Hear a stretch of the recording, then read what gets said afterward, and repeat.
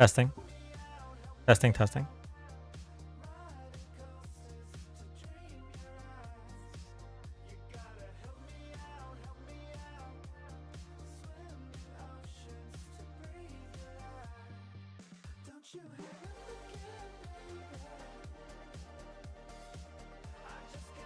Happy Friday, Sim.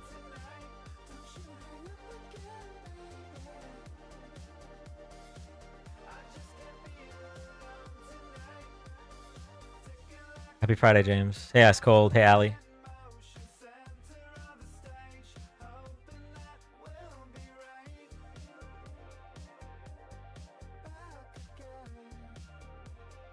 Hey, Millie.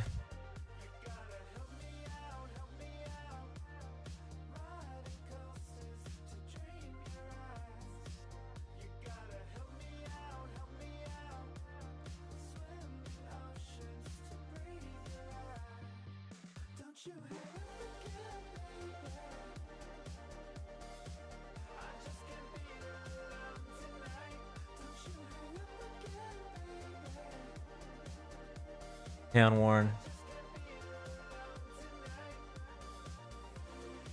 Americanadian. You told me who you were before, and I totally forgot. But hi. My 4-hour Five Nights at Freddy's lore video will be on pause. Hello. Hey, Cam. Rissa. Oh, okay. Hey, Rissa. Hey, Clutch. Hey, Grammar.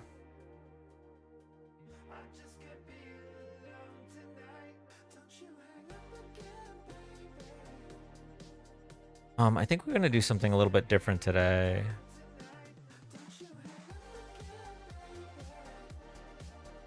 Happy Friday, Kilby.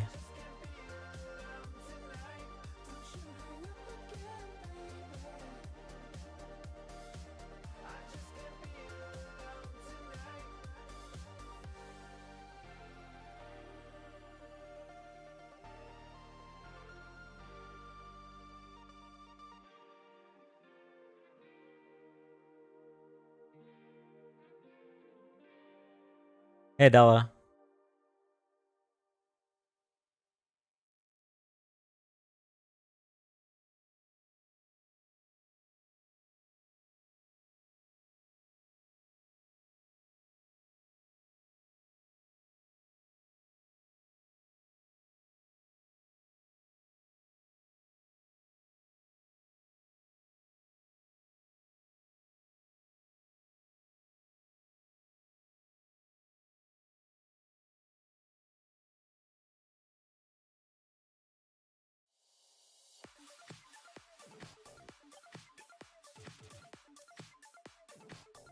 How's the volume of my mic compared to the volume of the music? Hey, Starscream. Hey, Lena.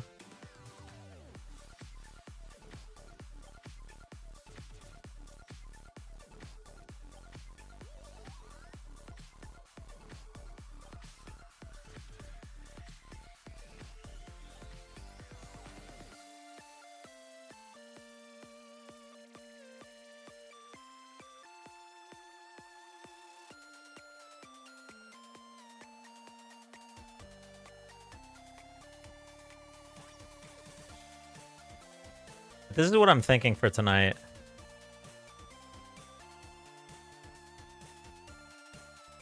Happy Friday and fuck Donald Trump.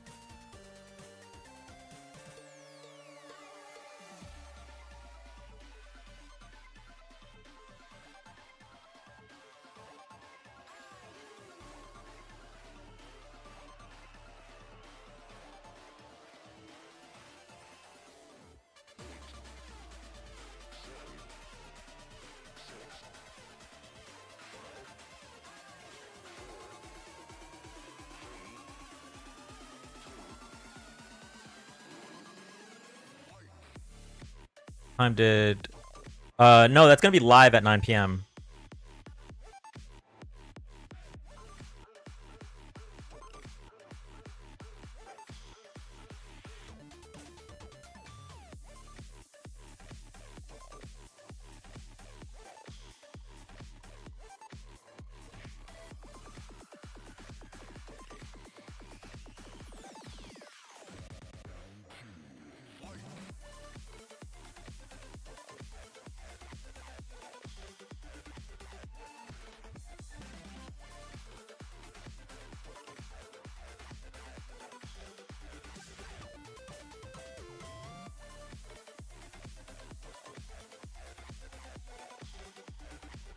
I underline just some of the text.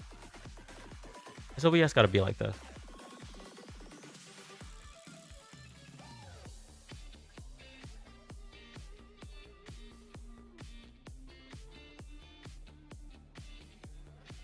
Does that include gifted subs?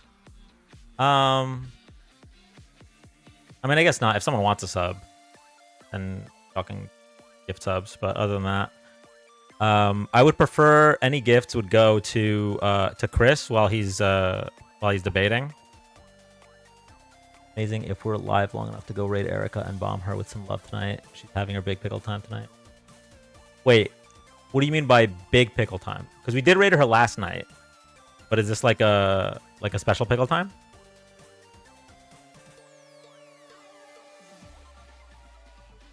Why is everything AI now? Wait, what's AI? The song AI?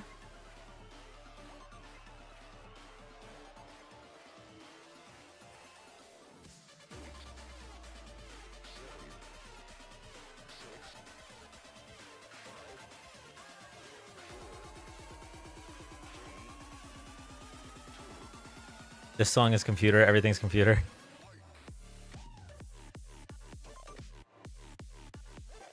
Okay, hold up. I have an idea. We're going to underline that in a separate text.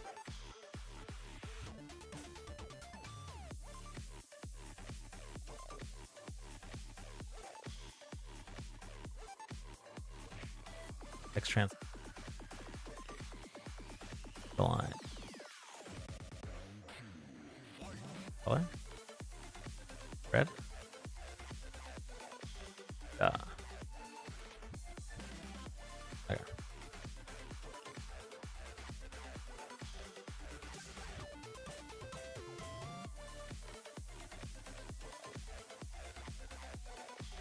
Oh, I see Xenos.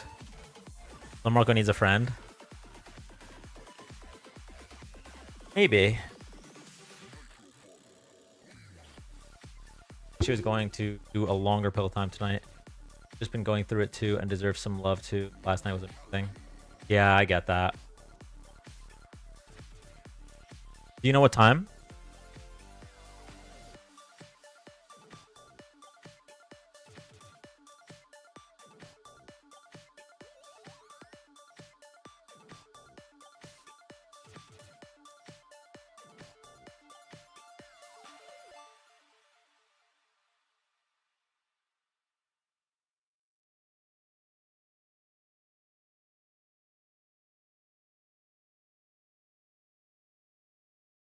Depends on the time, Kevy.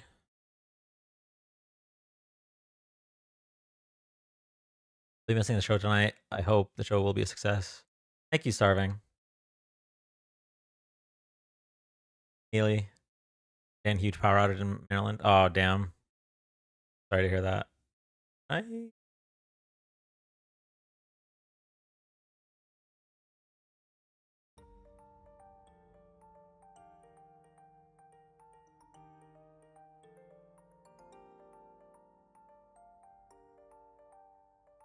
And for future potential confusion, could you maybe say what time zone you're in? Yeah, Eastern.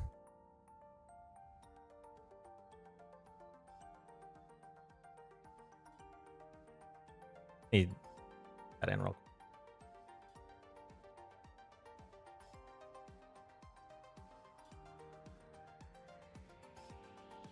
quick. Okay.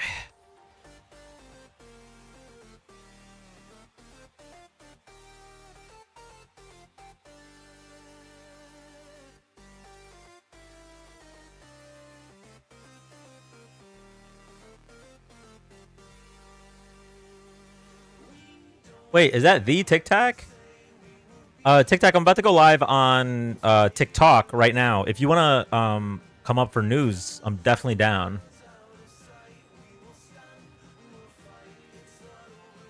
Ooh, CSD for the win.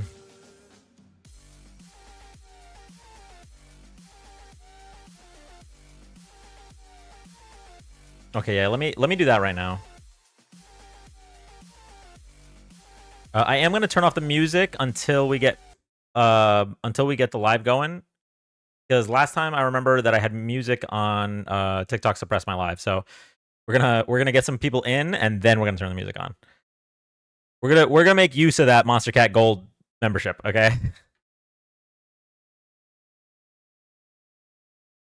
I'm eating, so give me 30. Okay, cool.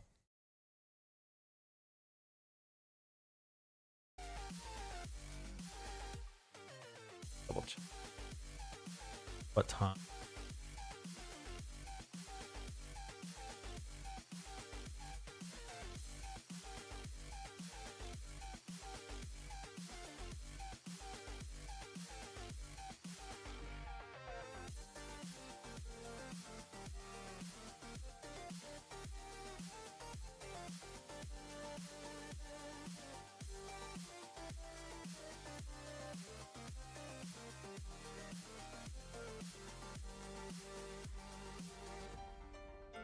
I would just Google what time is it in Florida every day you mention times. Well, the problem with that, Kevy, is that Florida has 2 time zones. The Panhandle is Central Time.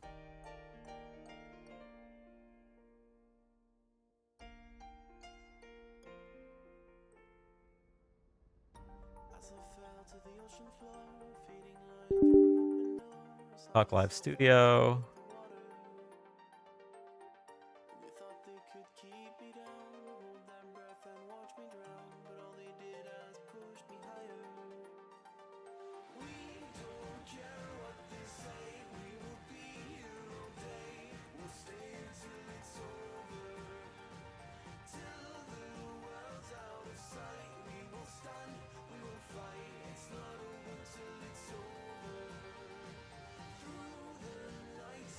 Dark Lord raid. Arizona doesn't do daylight savings. It's so nice. Arizona, listen, Arizona is moving up there in terms of states. I mean, yeah, 2024 it voted red, but the fact that it voted blue in 2020 and 2022, the fact that they don't do daylight savings, the fact that it's not cold. I don't know. You can get really nice houses for not too expensive in like a good spot.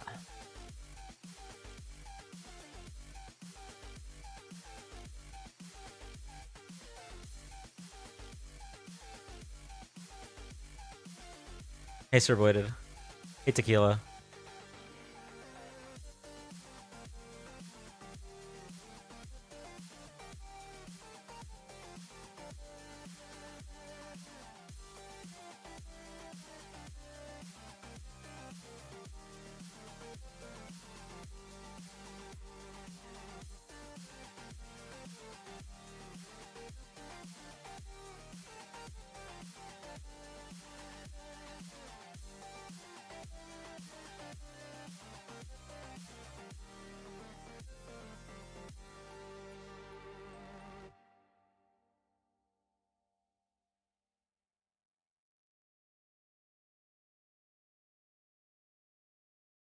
We're going live right now, chat. TikTok, here we go.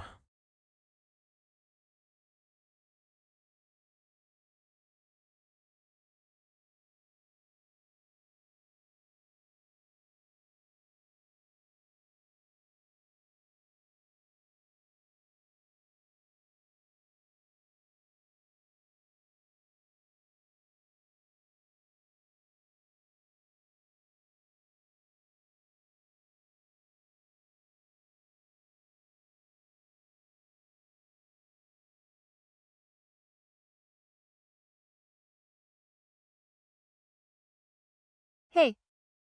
Hey. First.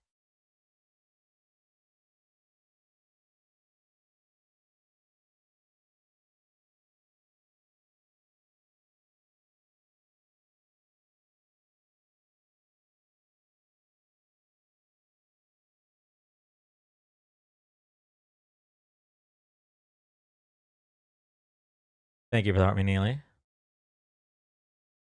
Is the text all visible, or is TikTok blocking some of it?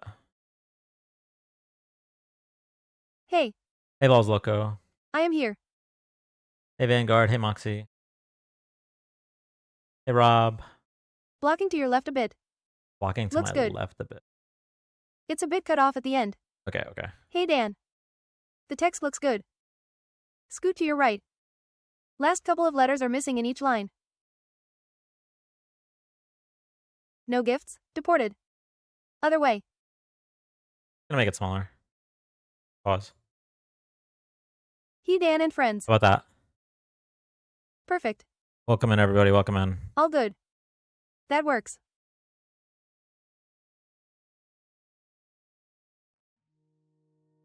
Hey, He. Kylie. Happy Friday. Hey, Nat. Hey, Fufu. Hey, Hey, Sid. Al. Hey, Brendo. Hey, Caffeine. Happy Friday. Thank you for the harmonies, everybody. Dan. Hey, Howdy hey, ho. Allie.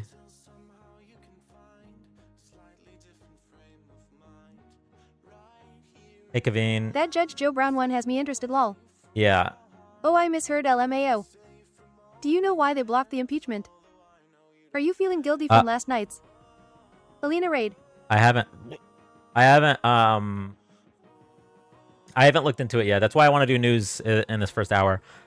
Are you feeling guilty from last night? No, not necessarily guilty. It's just I don't. Look at these subs. Well, it's two things. It's one, last night was a That was lot. crazy. Last night was a lot, and I feel like we don't need to run that back. And two, if anyone should be getting gifts, at least for the 9 p.m. hour, Alina it should be raid. Chris. You deserved it. It's Sid Diabolical. How's the music volume, chat? Last night was awesome. You absolutely deserved it. You deserve it. Thank you. So much fun. Great. So you're too humble, good to know. A bit loud. Chris is bit getting loud? a 5-minute mute to think about his actions. Ooh. Well-deserved king. Hold on, I might have to open this At on Erica YouTube Music. _ Shantae hey hey. 1 second, chat. You deserve it, Danny Banani. Danny Banani. Thank you. 1 second. Nice to see positivity. Ria, I see you. I'm gonna bring you up LMAO. in 1 second. Good evening, Dan. Just let me.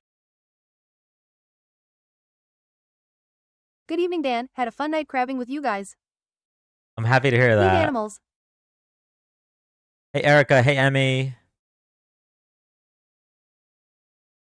What Hey, up, Dirty PA Bad and Bloggers. Hurricanes? Hey, Renee. W Hey, crabbing. Nanya.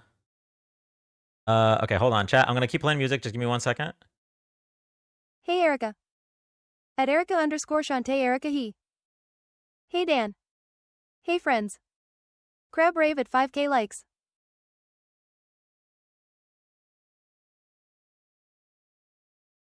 Hi. Hey, Dan.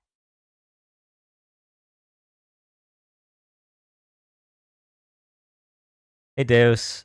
Hey, Millie. 5k likes is very low. That Sudu doesn't Dan. answer my question.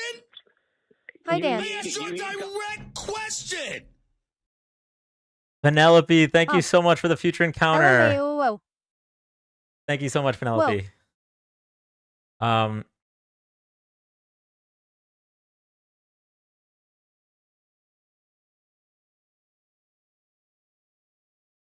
Hold on one Dan. sec. Listening at work. Penelope DGAF about Hardme's. Okay. W Penelope. How do I find? No all right. gifts was taken as a challenge, apparently. Yeah. Are we love bombing Dan tonight, too? No, Dan, not so much tonight, happened please. today. Dan's rules equals ignored, for the best reasons. How are you feeling after yesterday?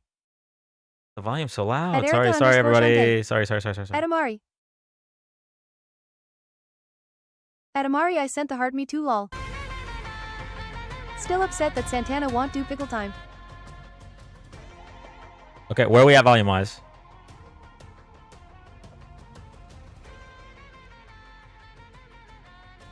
Better. At Chriso, you better do it next time. Better? It's Okay. good. Better. Last night was the most epic love bomb I ever was a part of. Good evening. Hey. At Chris and hi. Hi. El Santana. Hey, still loud? Good. Okay, hold on 1 second. Happy Friday. Still loud. Okay, let me turn off text-to-speech. Okay, how about now, or is it still loud?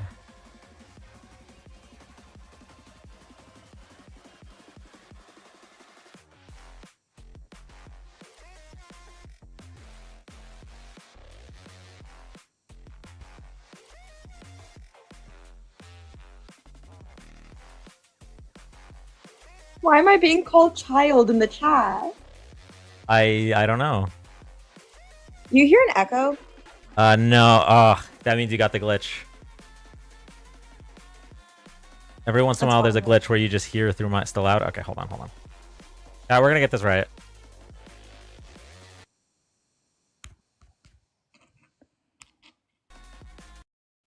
Wait, I can't make it any lower. This is very busy for my brain. We could just stop it, I guess.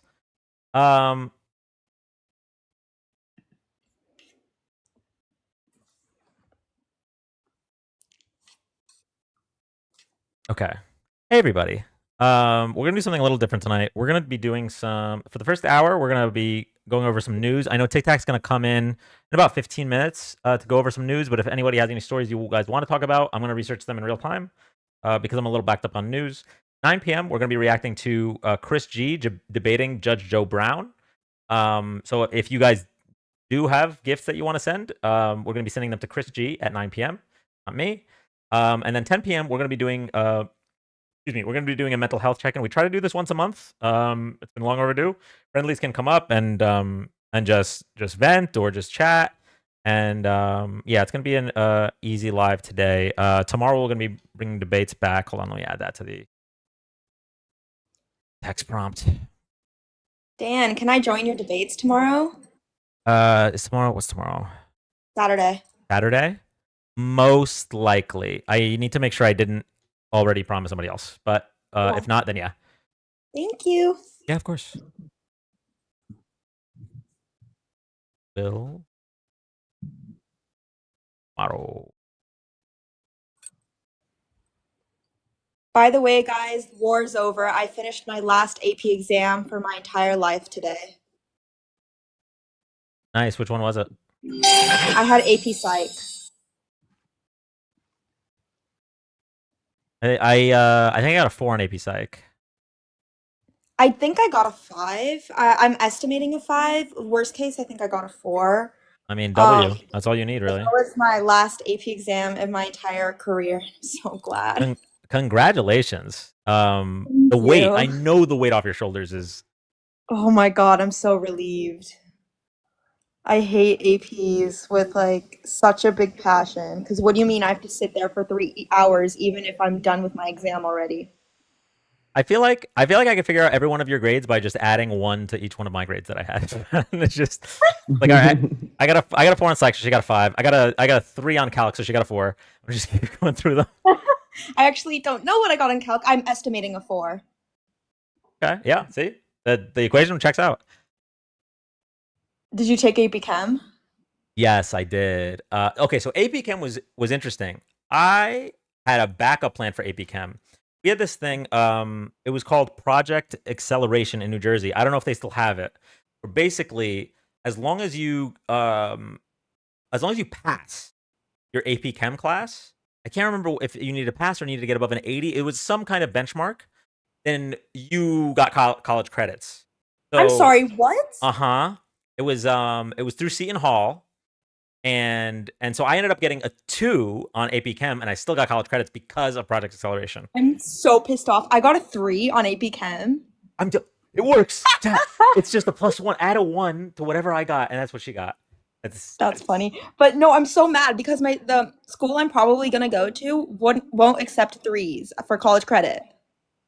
Yeah, that's most schools don't. I'm pretty sure for 3s. That's I didn't get credit for crazy. Calc.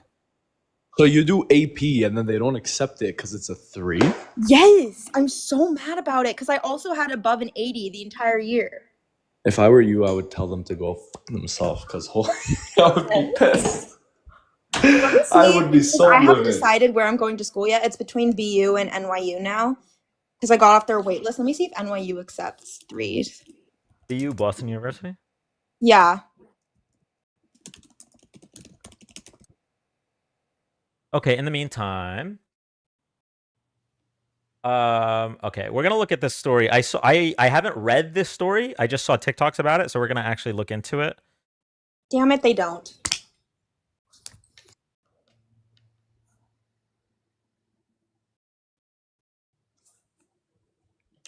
Okay.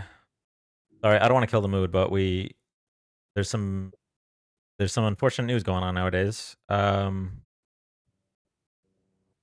Hospital tells family brain dead Georgia woman must carry fetus to birth because of abortion ban. Pregnant woman in Georgia was declared brain dead after a medical emergency has been on life support for 3 months. Rough timing, TikTok. Thanks for that. Was been on life support for 3 months to let the fetus grow enough to be delivered. A move her family says a hospital told them was required under the state's strict anti-abortion law. With her due date still more than 3 months away, it could be one of the longest such pregnancies. Her family is upset that Georgia's law that restricts abortions once cardiac activity is detected doesn't allow relatives to have a say in whether a pregnant woman is kept on life support. Georgia's so-called heartbeat law is among the restrictive abortion statutes that have been put in place in many conservative states since the Supreme Court overturned Roe v. Wade 3 years ago. Adriana Smith, a 30-year-old mother and nurse, was declared brain dead, meaning she is legally dead. In February, her mother, April Newkirk, told Atlanta TV station WXIA. Newkirk said her daughter had intense headaches more than 3 months ago, went to Atlanta's Northside Hospital where she received medication and was released. The next morning, her boyfriend woke up to her gasping for air and called 911. Emory University Hospital determined she had blood clots in her brain, and she was declared brain dead. Newkirk said Smith is now 21 weeks pregnant. Removing breathing tubes and other life-saving devices would likely kill the fetus. Northside did not respond to a request for comment Thursday. Emory Healthcare said it could not comment on an individual case because of privacy rules, but released a statement saying it uses consensus from clinical experts, medical literature, and legal guidance to support our providers as they make individualized treatment recommendations in compliance with Georgia's abortion laws and all other applicable laws. Our top priorities continue to be the safety and well-being of the patients we serve. Doesn't sound like their top priorities here. Smith's family says, yeah, Clutch, straight Handmaid's Tale. I'll be right back. I'm gonna get rid of the echo. Okay. How the fuck is Maya gonna justify this? Well, I mean, they're gonna say that the woman's already dead, right? They don't care about a living woman's bodily autonomy. So why would they care about a dead woman's bodily autonomy, right? Absolutely disgusting, by the way. That's not my justification, but that's how they're gonna justify it. There he is. There's Tic Tac.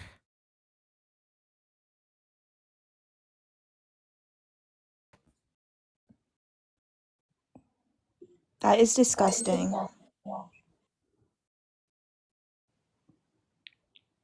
Yeah, man. In the state of Georgia, corpses have more rights than women. Like if she were dead, legally dead, they would not be able to harvest her organs or use any of her body for scientific purposes, for medical purposes. She would have autonomy as a corpse. Right. She does not. As her heart is still beating, she does not. That's so backwards, bro. My God.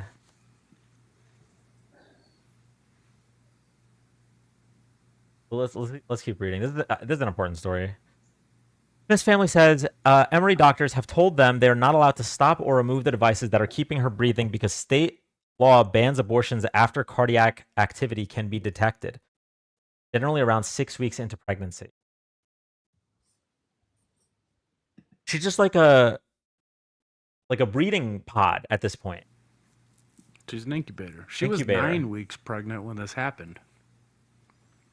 She's been pregnant for a long time. She's been pregnant for 20 weeks almost.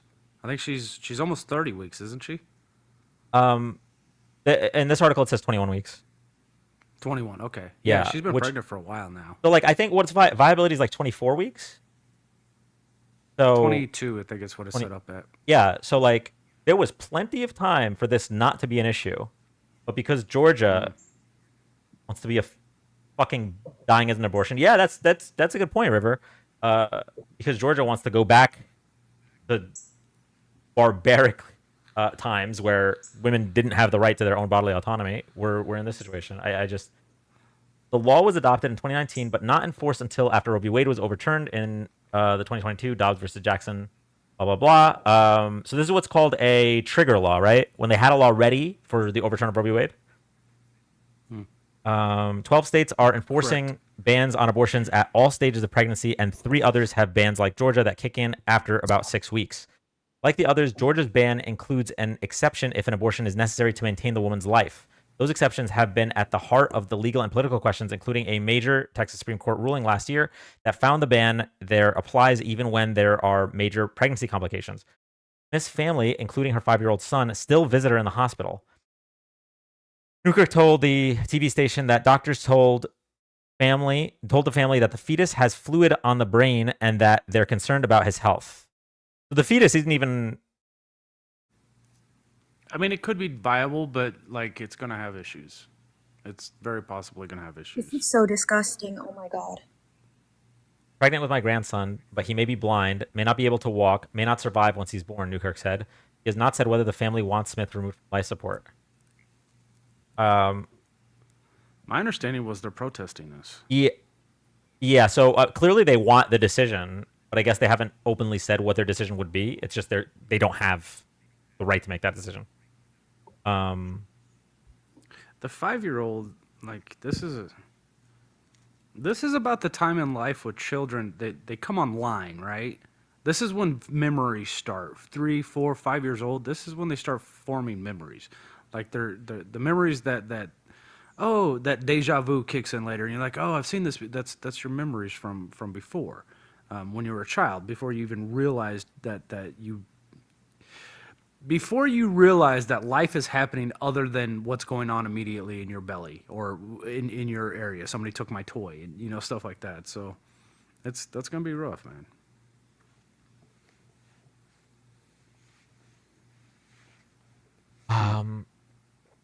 Her family deserved the right to have decision-making power about her medical decisions, Simpson said in a statement.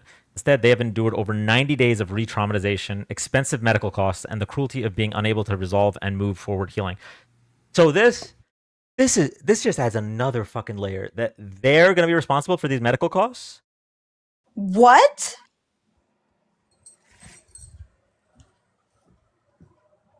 Oh my god. Moving the woman's mechanical ventilation or other support would not constitute an abortion, he said. Continued treatment is not legally required. Lois Shepard, a bioethicist, and law professor at the University of Virginia, also said she does not believe life support is legally required in this case.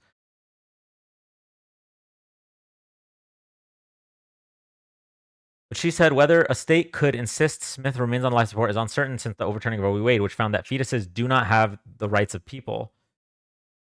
Pre-Dobbs, a fetus didn't have any rights, and the state's interest in fetal life could not be so strong as to overcome other important rights, but now we don't know.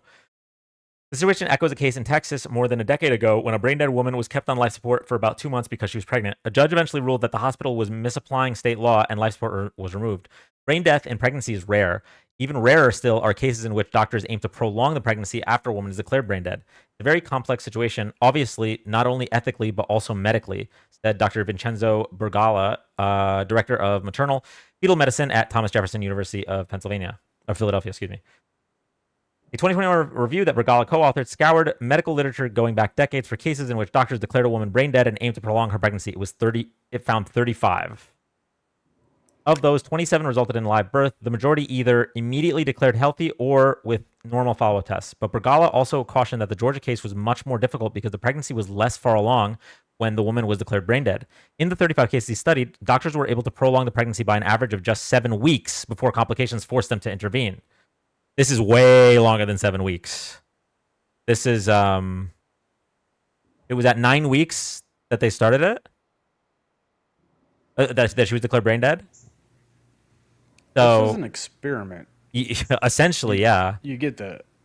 Like they've never been able to do it before, but they're successfully being able to do it. They're experimenting with black women. Sister Tay Tay, I'm gonna answer your question here. So you want the baby dead because it may have problems? No. So if Georgia wasn't such a backward state, there wouldn't be a dead baby at all. There would be a fetus that passes with a mother who is brain dead. And a mother's bodily autonomy respected in her death. That's an absolutely insane take for you to have. The baby isn't even a baby, it's a fetus.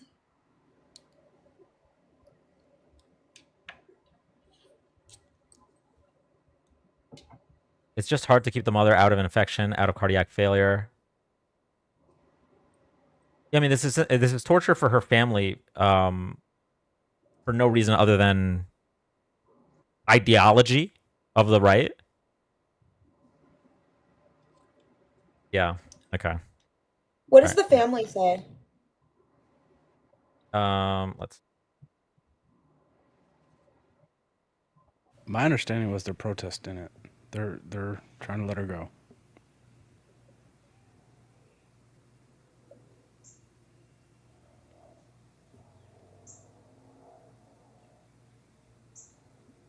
So everything I'm reading says that they are demanding to be able to make the decision, but it doesn't As they say should. as they should. Yeah. But I haven't seen them say specifically we are going to decide to pull the plug. But I have to imagine that given this is what they're arguing, that's what they want. This is insane. Like, your family members are the ones who always decide what happens to a brain dead patient. I'm a retired RN, so don't tell me it's not a life. Okay, I didn't say it was not a life. I said it was not a baby. And if you're an RN, unless you got dishonorably discharged, you would know that it's not a baby at 9 weeks, sister. I don't. It sounds like you're mixing up ideology with science. Okay. Okay. Let's go to the next story. You want me to do stories? Yeah. All right. TikTok. Let's start with James Comey. James Comey is in trouble right now. They're investigating him. He's the ex-FBI director under Biden. Under Trump. He is anti-Trump now. He was fired from the Trump regime in his first term.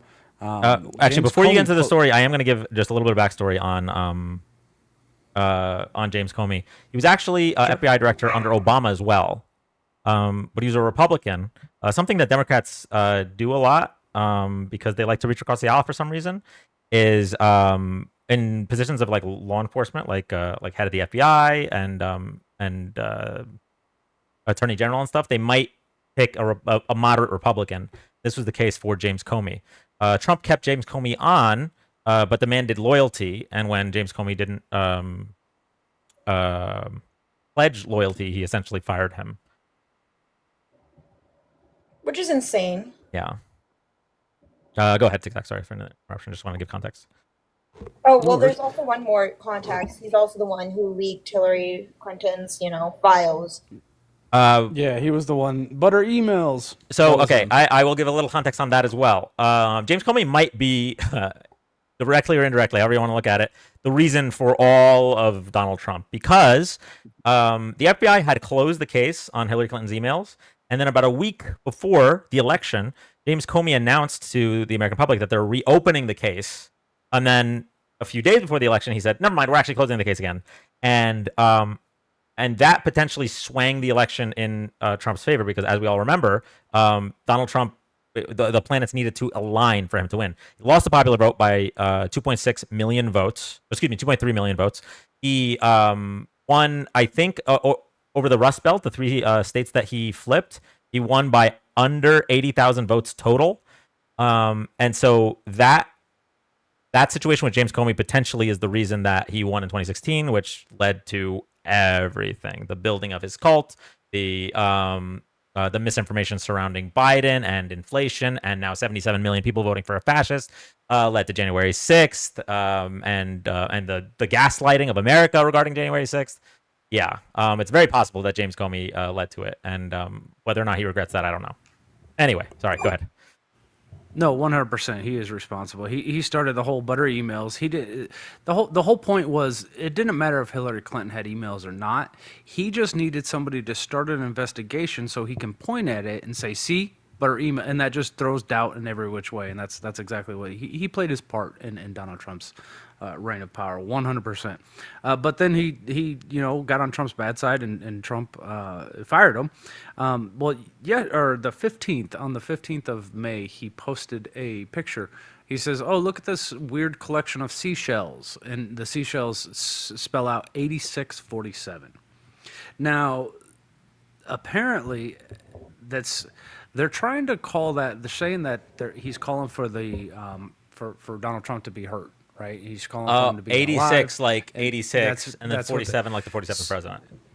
So when I was growing up, I did do restaurant work in the very beginning of my early 19, 20-year-old life, and 86 to me was always, it's take it off the menu or Yes, throw it away. 86 the like I fries. messed it up. Yeah, I messed it up. Throw them away or take them off the menu because they're not here. That was always my understanding of it. Apparently, it means to unalive somebody. Yeah, it does. I've never heard that before. This is the first time I've ever heard it. Yeah, I But that's what they're going off of. Bondi is actually opening up an investigation. Of course on she him, is. As well as Cash Patel. Cash Patel is also calling for an investigation. I'm surprised now. look at the picture. I see. It's just an interesting collection of seashells. Yeah, I mean, I would assume this is regarding impeachment rather than Yeah, I think it's like the removal. I don't think it's necessarily the unalivement. like I 86 don't is to think so remove. either, but Yeah, they're stretching. It They're is a stretching on stretch. There's no way they can indict him for this. Now, I'm just going to sidebar this for a second. Conspiracy theories are coming out with it as well. Apparently, May 5th, the day he posted this, that is 8,647 days from September 11th. I honestly, I didn't do the math on it. I have no idea if that's correct. But that's what the conspiracy theories are saying. yeah. I mean, So the fact that Pam Bondi is spending any amount of taxpayer dollars when a simple dictionary.com search shows that that's not what this means. So I don't know how they were able to spin this, how this is even a story, but I guess that's where we are. Anyone in here want to run this fist fight? Hey, Chris, so you said you're going to be live on your account in 23 minutes. Is that right? Hold up. I'm actually just going to bring you up. No, don't. What are we doing? We boxing? His ego I'll is too box. high. Goes too hard. I'll box with you. Let's go, Chris. Oh, Oh Chris. man, I'm actually throwing on a private equity fit now that I found out that Judge Joe Brown's going to be joining me. So I'm going to be looking very banker-like. Anyway, yeah, but I'm going to dual stream it from my TikTok account, and then I'll just be focusing on the conversation. Okay. Yeah. Wait, So you're talking to Judge Joe Brown? And Dana, technically, Dana reached out first, but yeah. Who So is that judge? about birthright citizenship, and apparently they want to dissect the P Diddy trial. Hopefully, they think the same way I do. I think he should be in prison for ever. So I'm hoping they're Judge practicing. Joe Brown, man. He's a Trumper. yeah, you Yeah, never know no, with both of them voted for Trump, so I'm going to be on my P's and Q's here, but I'm just going to defend the SCOTUS decision based on economics, based on constitutionality, based on social benefit and inequality. Everything's going to be fine. Everything's going to be just Wait, fine. is it Dana White? Dana Brown. his daughter, right? Yeah, I believe so. Yeah. Yeah. It's Either way, they're both blogger, which means they voted against my community.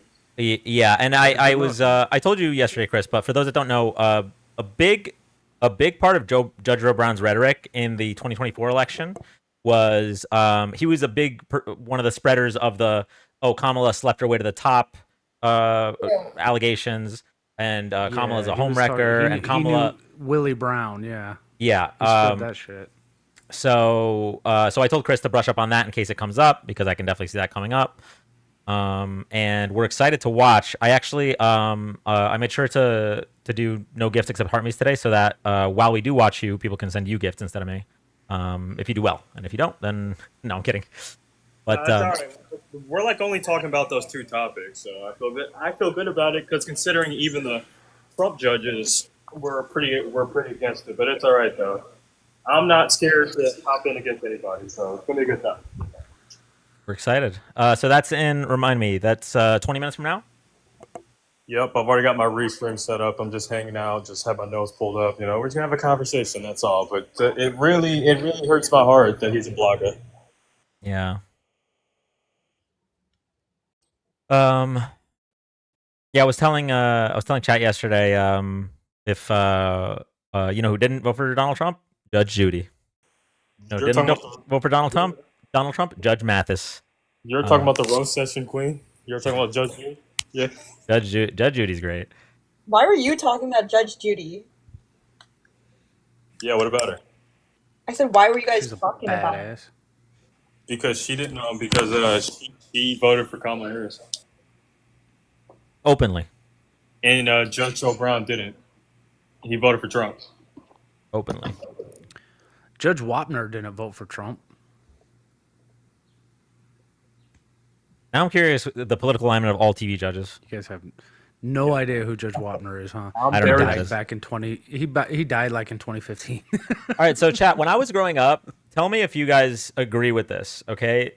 For me, tier 1 of the TV judges was Judge Judy, Judge Mathis, and the People's Court, which was Judge Marilyn Milian. That was tier 1. The People's Court was literally started by Judge Wapner. For you not to include him, I'm a child, I guess. I'm younger than you. I don't know who that is. I only It's know Judge Judy Wapner. and He started watch it. him, like, Don't- TikTok clips. Tic Tac is right. Do you No, I remember believe him. Rain- I don't think he's wrong. do you remember Rain Man? The movie? Yeah. Yeah. Wapner comes on at 8. I gotta go watch Judge Wapner. That was his thing. Well, I don't remember that. Wapner comes on at 8. I gotta be home to watch Wapner. You don't remember that? All right. Tic Tac, I believe you. It's just my consciousness began many years after yours. I don't know. The worst is Judge Janine Pirro. Oh my God, bro. Judge Janine Pirro is about to be in the administration. Wait, hold on.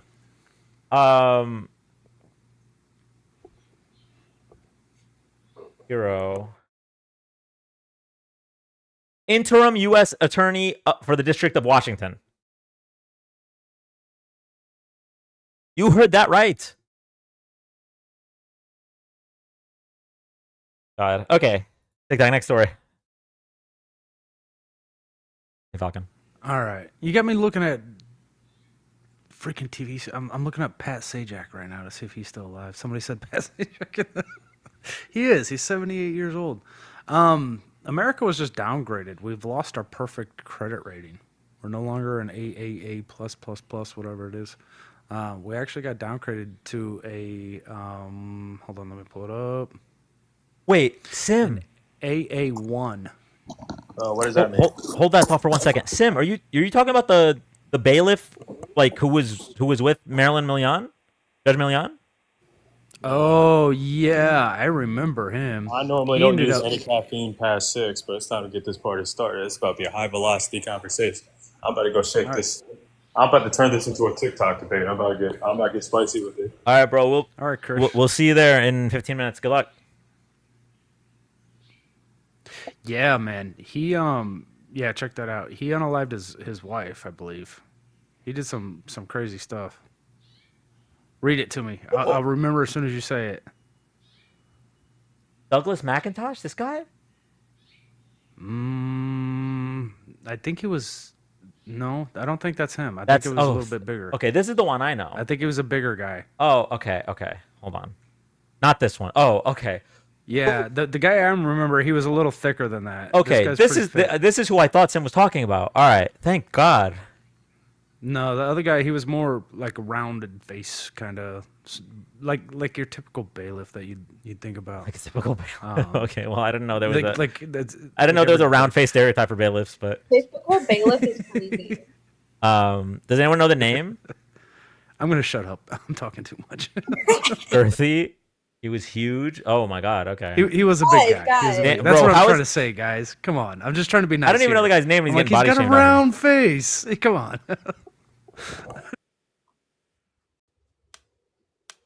Okay. All right. Well. All right. Sorry. So we downgraded our credit. We did. We just dropped a notch. It's not the biggest story in the news right now. Oh, Renard Spivey.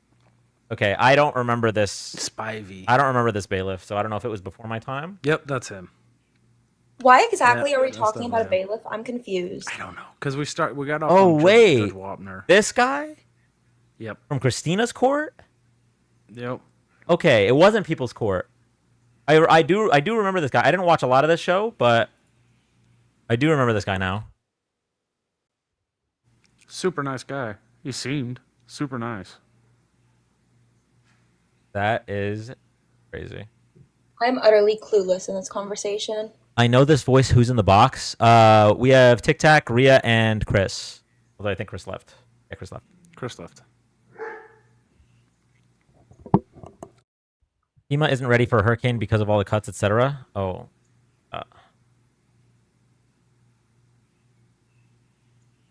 I'm sorry. What I miss? The FEMA isn't ready for a hurricane because of all the cuts. FEMA head admits No, in it's internal meetings he doesn't yet have a plan for hurricane season. FEMA not ready for hurricane season, internal review says. According to an internal review obtained by CBS News, as FEMA contends with staff cuts and a push by President Trump to eliminate the nation's disaster relief agency. The PowerPoint presentation was created after FEMA's new acting leader, David Richardson, ordered the agency to review hurricane preparedness with storm season roughly 2 weeks away. In a series of slides dated May 12th, FEMA identified apparent problems at the disaster relief agency, including a need to refocus on its core mission while preparing for the 2025 hurricane season. As FEMA transforms to a smaller footprint, the intent for this hurricane season is not well understood. MAGA, is there a reason you guys want people to die? Like, what's the goal here? Why do you want hurricane victims to die? MAGA. Thanks for the explanation for that. The bootstraps. After firing more than 200 workers from the nation's federal disaster relief agency, the Trump administration has taken its first steps to dismantle FEMA just months ahead of hurricane season. In an email labeled hiring update and obtained by CBS News, FEMA informed employees on Friday night of a new hiring process that overhauls contract renewals for more than 2/3 of the agency's workforce, requiring all employees to submit requests for further extensions to the Department of Homeland Security for approval. The decision has created confusion among the ranks of thousands of employees impacted, with fears that the new process will effectively gut the majority of FEMA's workforce over the next 2 to 4 years. Okay.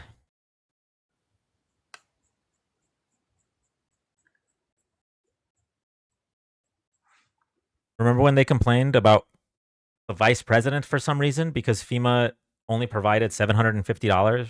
Remember that big patch from MAGA? They're the biggest hypocrites in the whole world. It'll take decades to recover from this administration. JS, I 100% agree. Frankly, You're never gonna financially recover. no, literally.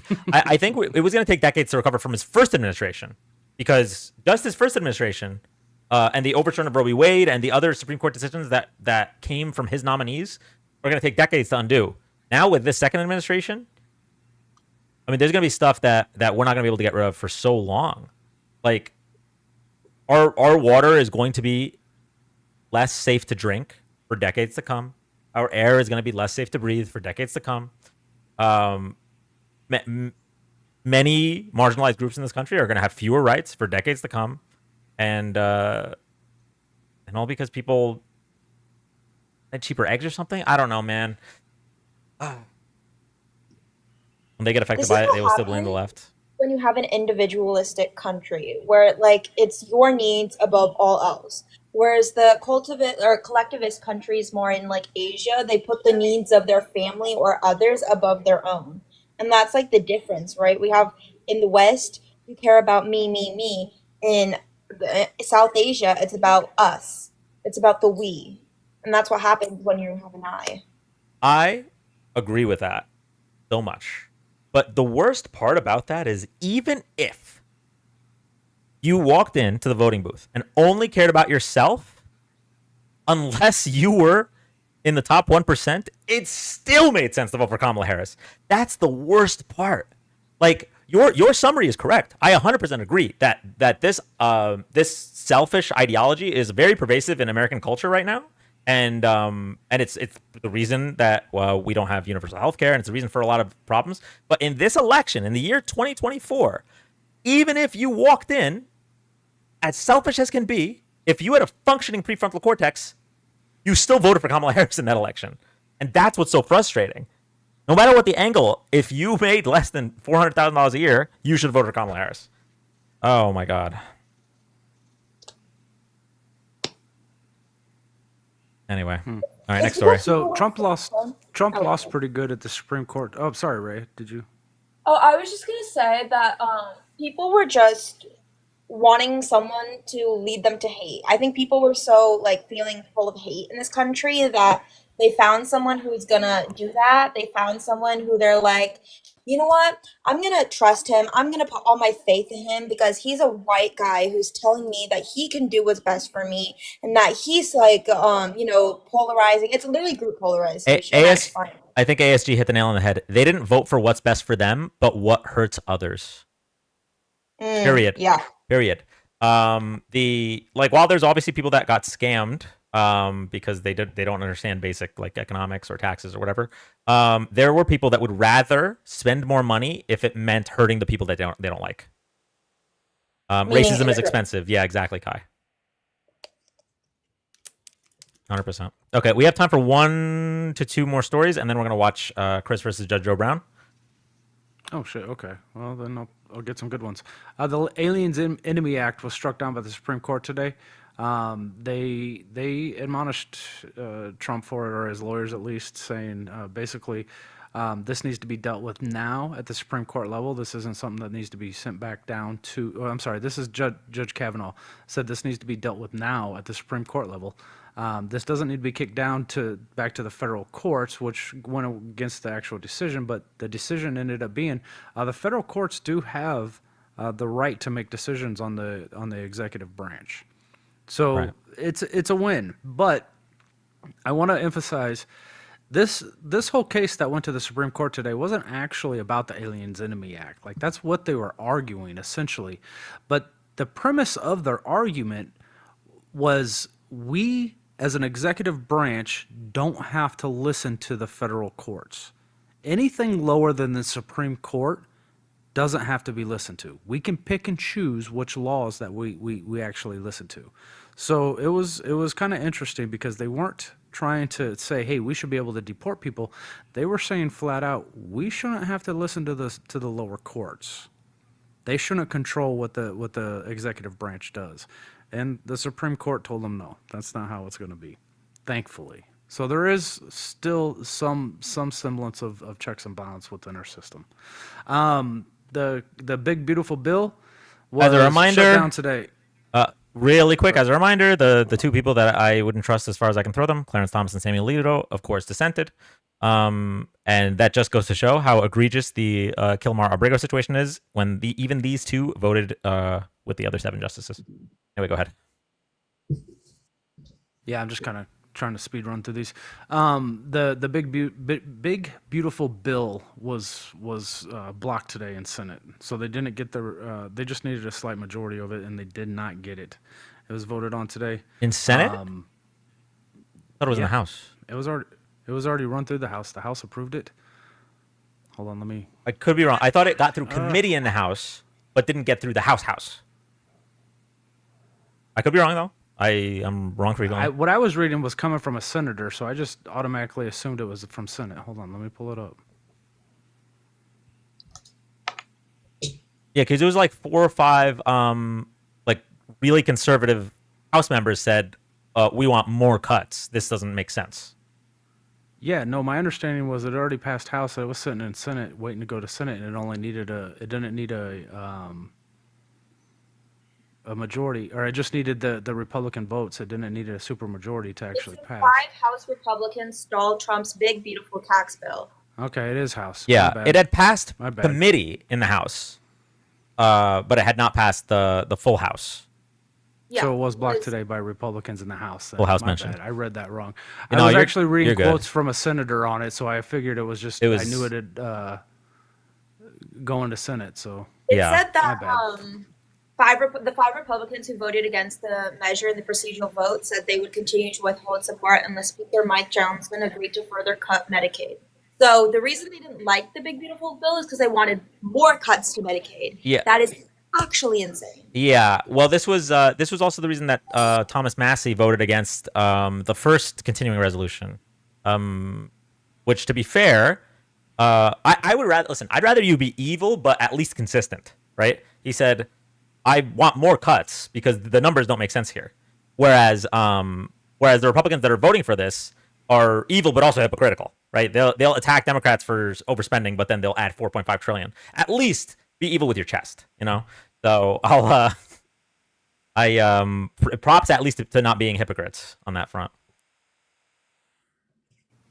All right. Do you got time for one more, or you want to go? Yes, we do. Although Angie's coming up, I Okay. don't know what she had to say.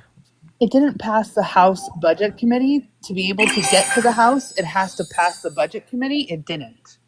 So it's dead. It's just dead in the Budget Committee.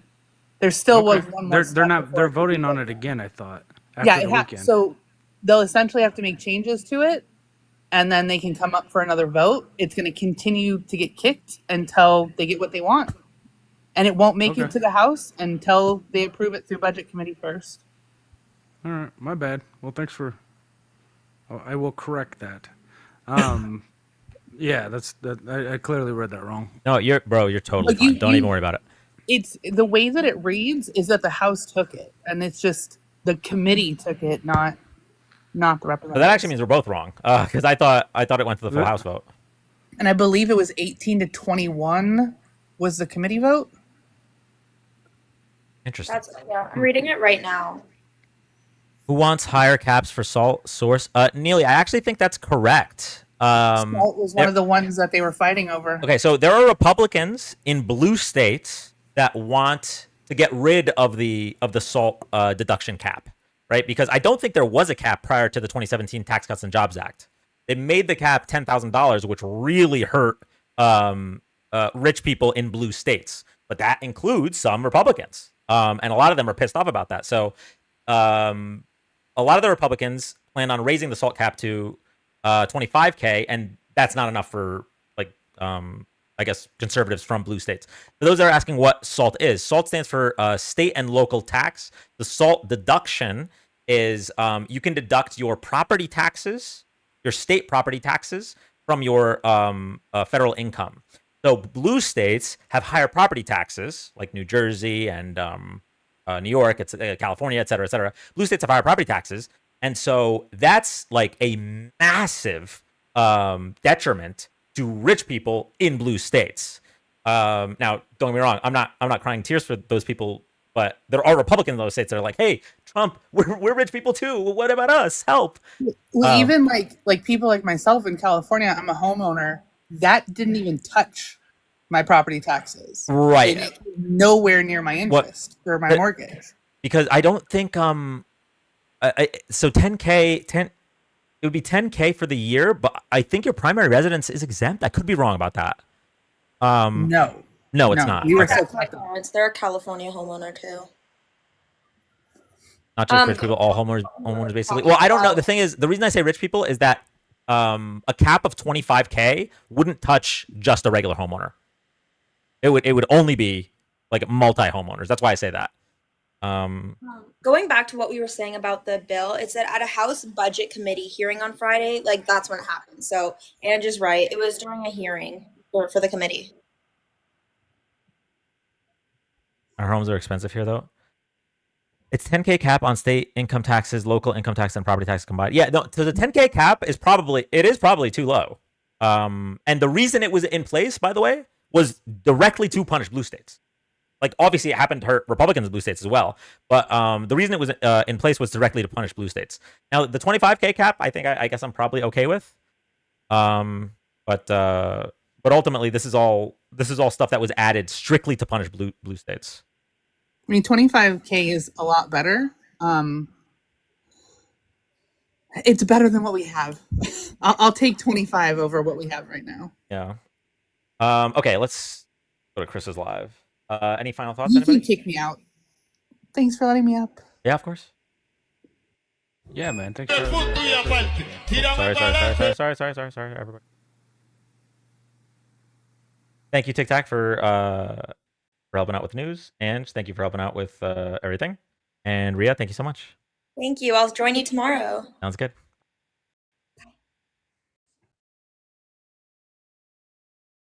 The original Salt Cup was introduced in the TCGA. Yeah, it was introduced in 2017 as essentially just an attack on blue states.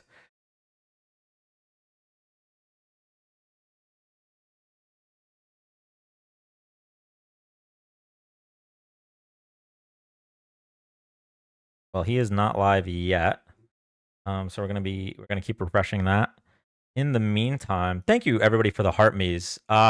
If you're here for the first time, thank you so much for being here. We're live Wednesdays to Saturdays, 8 p.m. Eastern, doing live political debates, political discussions, and fact checks. Obviously, tonight's a little bit different, but if you like this content, drop a follow, tap the screen. Tonight, I am asking for no big gifts or what's the word here? Or Venmos or anything like that. The only thing if you could drop a heart me, really helps the live. It costs 1 penny, and it's good for the FYP and the algorithm, all that stuff. So and then we're gonna be watching Chris's live shortly. If you do want to send some gifts over, feel free to send gifts over to Chris as he debates Judge Joe Brown.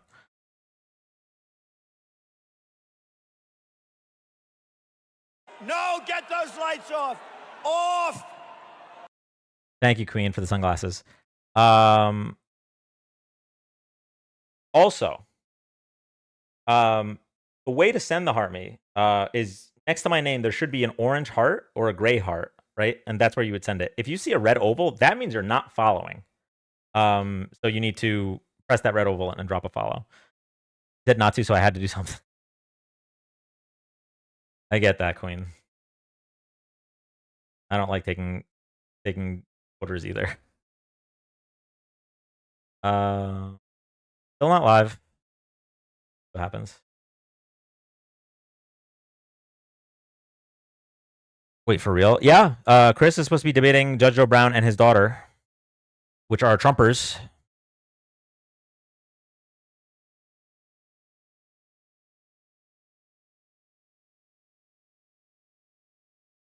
Oh, and also, for those that don't know, next to your name, there's some of you have like little Roman numerals. Those Roman numerals go higher if you complete like the missions that are in the heart me. Like TikTok is like gamifying lives, I guess. So like when you press the heart me thing, he's live. Okay, you press the heart me thing. You have to like collect the points and stuff. Don't forget to claim your points. Yeah, thank you, Emmy. Yep. Go. Ooh, I gotta get one of these. Don't boo. Stream is starting soon.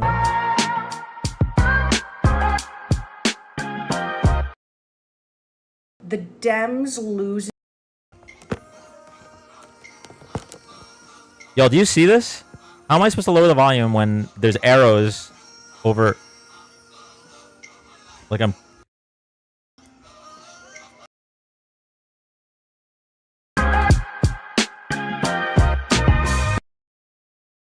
What am I supposed to do here?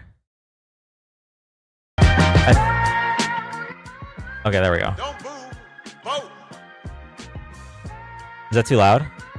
Go full screen. Oh, that was a good idea.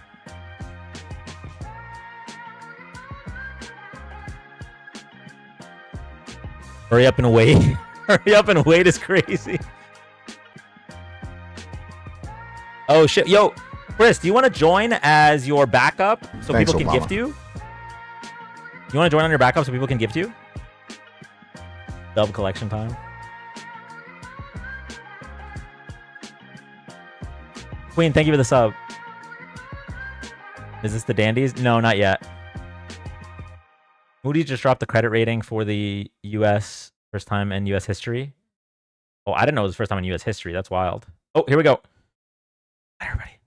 Hi guys, happy Friday. How's everybody? So welcome back to another Dana with the Data podcast. But Fridays I have panels. So I always put panel debates, right? It's debate slash discussion. But I want to have panels every Friday. And I have a good panel tonight. Yes, I do. It's going to be people who you've seen before and a couple of new people. Well, one new person tonight. And we're going to talk about, of course, honey, the Diddy trial. Yes, honey. We're going to talk about this trial every time I go live until the trial is over. Because it keeps getting juicier and juicier, dirtier and dirtier. Um, and I walked in when this trial started with my already preconceived, judgment.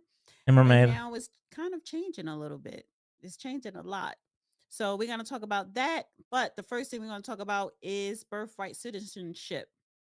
So this past Thursday, May 14th, um, no, the 15th, May They have 15th, some screen for the rest of us is the crazy. Supreme Court of the United States, they heard arguments for birthright citizenship that the Trump administration was bringing forth because they are saying birthright citizenship is for United States citizens, and it was created via the 14th Amendment with dealing with slaves and slave children and slave families.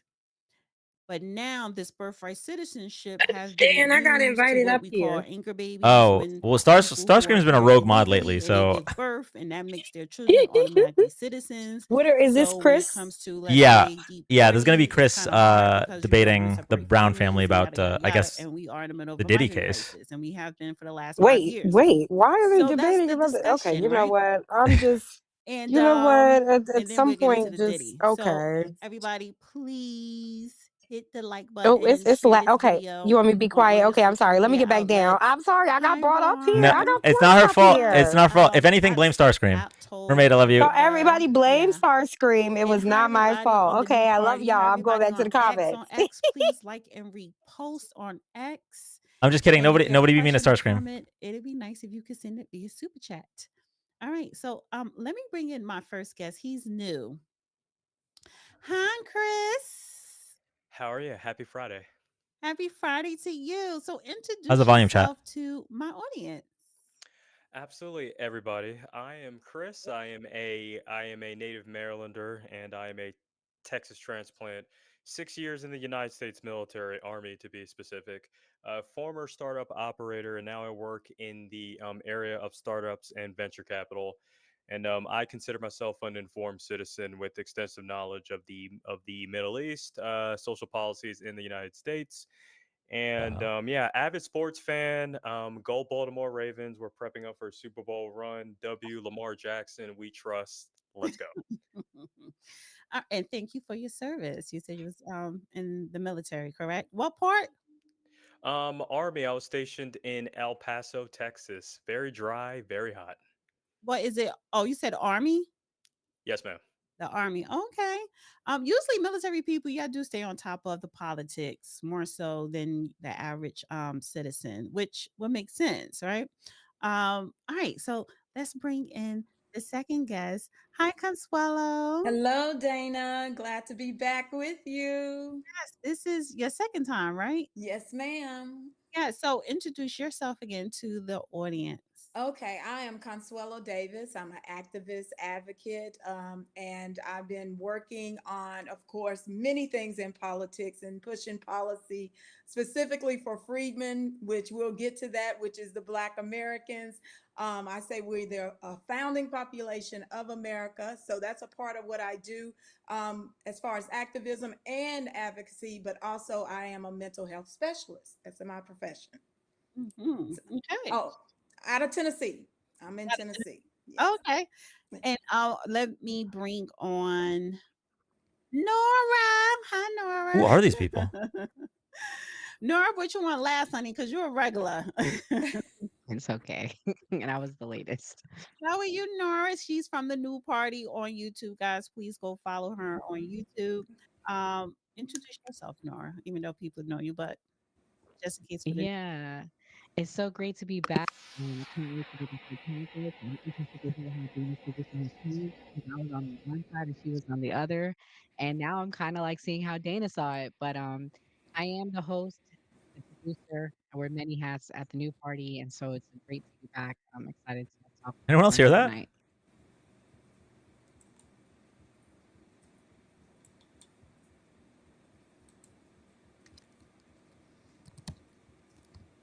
Okay. Yeah, did I spell Gonzalez right? I think I got it. Yeah. Okay.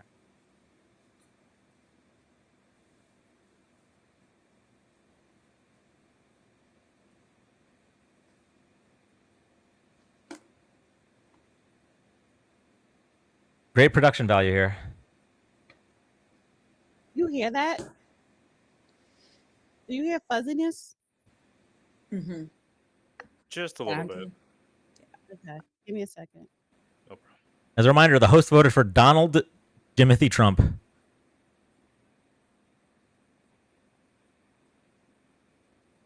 I just joined her YouTube live so I can see what people are there saying.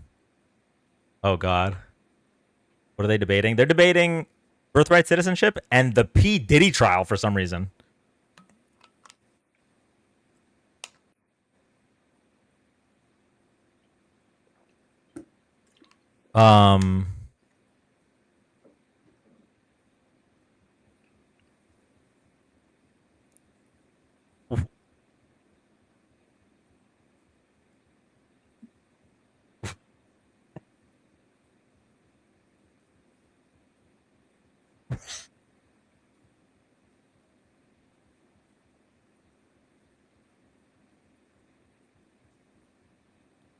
This is gonna be a long night, folks. Yo, wait, okay, but to be fair, Chris's camera. So Chris's mic is obviously the best one, but Chris's camera. Oh, wait, it just got clear. What part of the U.S. did you say that you two were from again? I'm sorry. Oh, never mind. Oh, I'm in Tennessee right now, located. Yo, in W Chris for trying to fill the dead air. Nora? I'm in Orlando, originally from Miami, though. Okay, so I'm in Houston, so at least you share the humid sentiment right now. Starlink Pretty rough. connection. Pretty rough. Yeah, it is. And I've hurricane lived in sentiment both of your soon. areas, Miami Ah, and Houston. which is your favorite? Oh, I love Florida. I just South Florida. I was there for so long. So, but I'm gonna have to go with Florida because of the beaches. Thank you, everybody, for the heart me's. I love the sun. She does this every week. Galveston's been polluted a little bit too many times, and during the Super Bowl Can you guys halftime. hear me? Yes, of course, You can hear me? Okay. loud and clear. Thank you. All right. Sorry about that. I really do need to update my headphones and my microphone. And it just started acting out as soon as I went live. Oh my God. Sorry about that, guys. Sorry. All right. So do you hear fuzziness? Slightly, but I can hear you still loud and clear regardless. Yeah. I'm probably gonna have to just unplug my whole microphone and just speak to the microphone. in Maybe here. they But- maybe they're so let me debating just get production the techniques. Conversation started. Birthright citizenship. I want to start off with you, Chris. You know, what are your thoughts on the Trump administration wanting to revise the birthright citizenship and only make it to be what it really was intended to be via the 14th Amendment? Well, I'm just going to present this as a three-tiered argument here because one, him trying to do it himself, right, via executive order, any interpretation, is clearly a violation of the law of the land. But even if I were to grant that premise, number two, it would be highly ineffective. And I just want to go ahead and dive through those data points right here, right? So even Trump-appointed judges and Reagan-appointed judges and even things like Pew Research Institute would tell us, right, considering that we don't have a system to replace this, we would create a underclass, right? If we were to leave it up to 680 judges, some people would have different rulings on the citizens compared to the others. And going back to the first premise of Trump's personal interpretation, which does not supersede judicial review, we've had Supreme Court cases in the past, considering that the Constitution is a living and breathing document, that yes, originally it was around to go combat Dred Scott, but then you had things like Doe versus Plyer, Wick U, the case, I believe there was another case in 1892 where everything went from native-born immigrants to Chinese immigrants. So this just shows that over the point of time, and these haven't been that highly contested. We're talking about 6-2 rulings and all these other things. So I think him trying to take the matters into his own hands, if granted that premise, would create an even bigger immigration problem. And we even have evidence from other countries, especially in the EU, that tried this in the late 1990s and had to reform it again in the early 2000s. If this is I his feel like Chris is solution to overprepared. the immigration problem, you are creating more problems than the solution would be.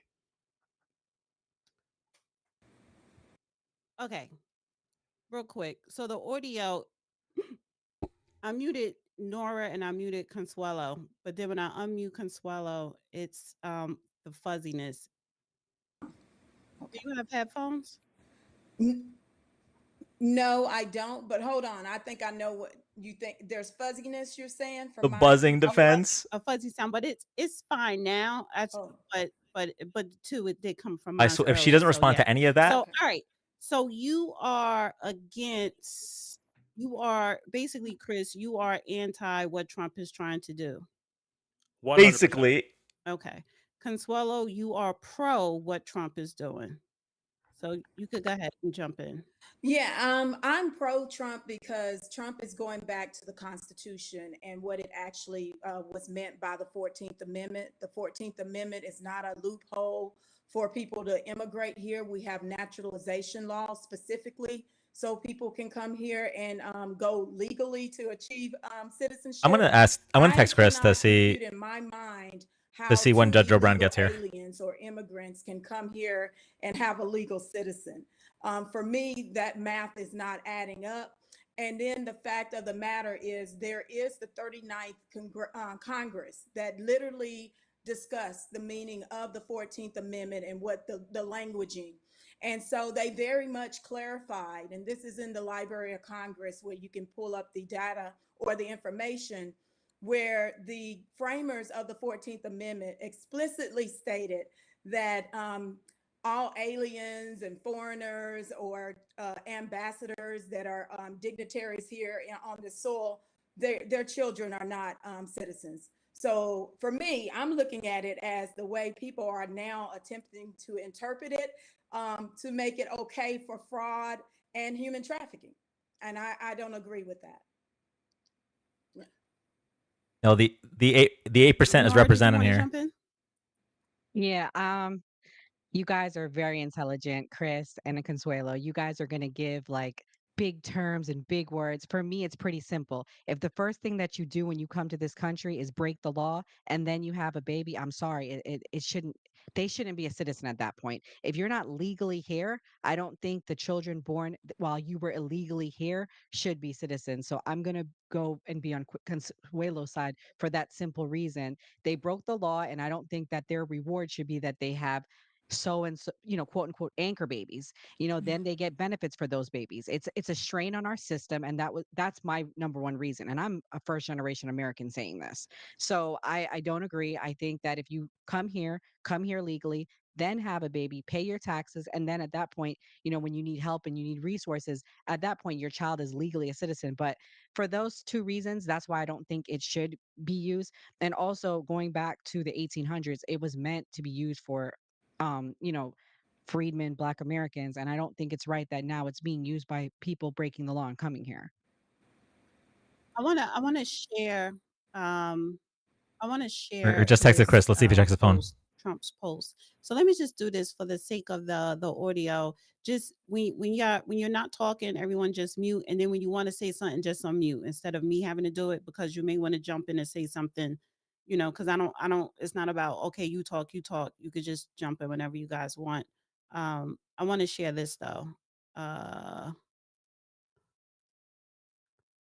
does it look? Pay attention to when he capitalizes random words. It looks good. Okay.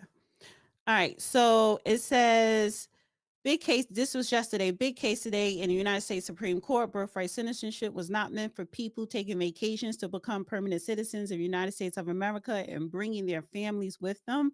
all the time laughing at the suckers that we are. The United States of America is the only country in the world that does this. For what reason, nobody knows, but the drug cartels love it. We are, for the sake of being politically Not the only correct, country in the a world. stupid country. But Why? in actuality, this is the exact opposite of being politically correct. And it is yet another point that leads to the dysfunction of America. Birthright citizenship is about the babies of slaves. As conclusive proof, the Civil War ended in 1865. The bill went to Congress less than a year later in 1866 Conclusive and proof. was passed shortly after that. It has nothing to do with illegal immigration for people who wanted to scam our country from all parts of the world, which they have done for many years. It had to do with Civil War results and the babies of slaves who our politicians felt correctly needed protection. Please explain to the please explain this to the Supreme Court of the United States. Again, remember the Civil War ended in 1865 and the bill goes to Congress 1866. We didn't have people pouring into our country from all over South America and the rest of the world. It wasn't even a subject. What we had were the babies of slaves. Thank you for your attention to this matter. Good luck with this very important case. God bless the USA. I 1000% agree with Trump in this situation because the 14th Amendment How was many not viewers for do they have people on to come YouTube? here knowing if they do give birth, then their child will automatically be a citizen. They even set up anchor hospitals throughout the state of California, particularly in Los Angeles. So, people Who's he have saying been good luck taking to? advantage of our country. We have very much lenient immigration laws. The 200 immigration views. department has been unorganized and backed up for decades. So this is nothing new. However, I say we're in a migrant crisis because under the Biden administration, they literally did allow open borders to over 10 million illegals cross that border. And a lot of them, most likely some of them are terrorists or what have you. Drugs cartel Chris, are lock having in. a field day. Their profits are quadrupling Lock over in. Ask her to define open 1,000%. borders. Human trafficking is high. At crime in sanctuary cities throughout this nation is high. Gangs, guns, drugs, all of the negatives, nothing positive. And then our government under the Biden administration handed out millions and billions of dollars to make sure, okay, that you're feeding them, giving them health care, giving them work Chris, lock in. permits, Federal funds giving don't go them to illegal immigrants. apartments and everything under the sun, all of these resources, and we're paying for it. So 14th Amendment is not for anchor babies. It was for the babies of the enslaved. So I agree with Trump. Now, something came out today, but that's just temporarily to where the Supreme What's Court the Discord's popping 72 off right now? sided against Trump's Enemy Act.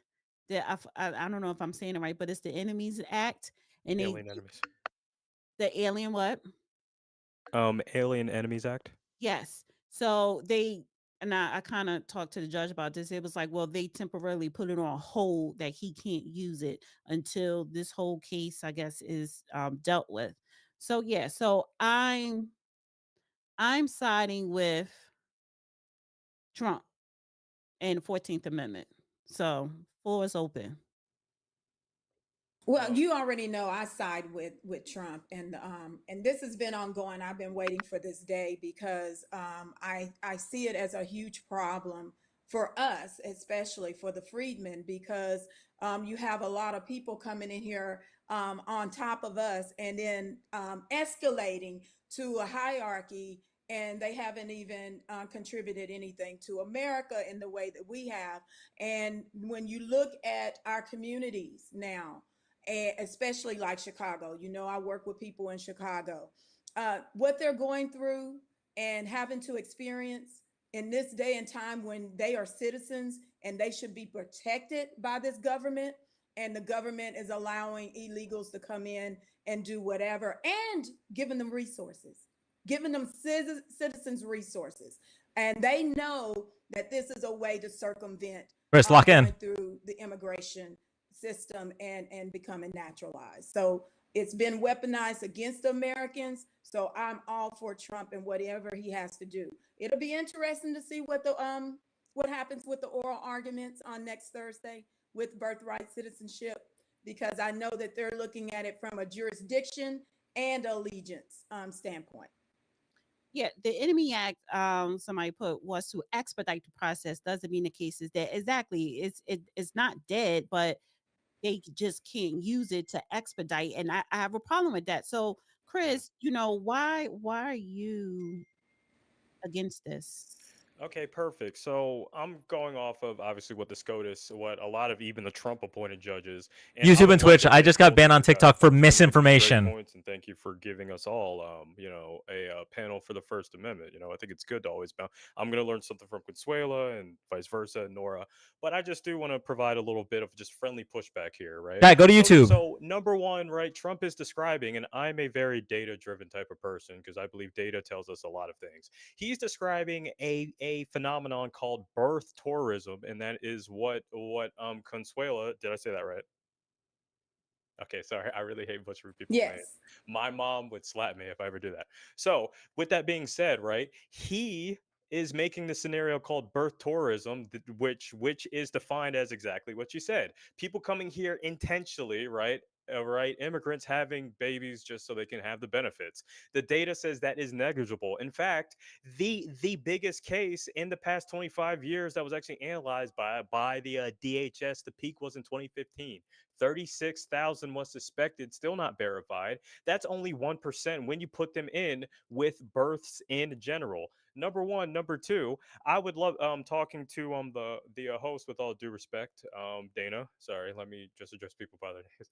I think my mom's watching. She's like, be on your manner today. So, with that being said, we do have a legal definition of open borders, and we haven't had technical open borders since 1954, I believe, the month of May.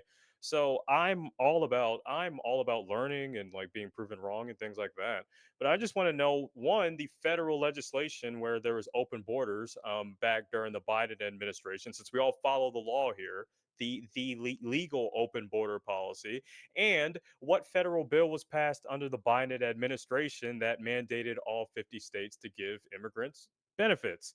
So, with that being said, I'm gonna land my plane here also before I say too many points here. But I think the argument about the resource constraint is a little bit fallacious, right? When it comes to undocumented migrants, when you do the R minus C equals P, revenue minus cost equals profit, they still net plus 7% to the GDP, plus $358 billion to the local economy. There's zero evidence of them, taking jobs of Americans, right, to the point that Donald Trump's saying, including minorities, right? In fact, we have all the evidence that wage outcomes comes out, and then job opportunities for other groups of people comes in those areas as well. And on top of that, when it comes to things like robbing from Medicaid, the office, or like programs like that, the Office of the Inspector General and denies that entirely. But we can pass budget bills sending another $1 trillion to the overvalued defense budget, while at the same time actually cutting from these programs as well. Sorry if that was a mouthful. I'm sorry about that. No, just track back a little bit, because what was that first part you were saying? You said that it's legal to have open borders. No, I'm saying that there's a legal definition, right, for open borders, right? There's legality, like there's a legal definition of it, right? When we throw that term around, right?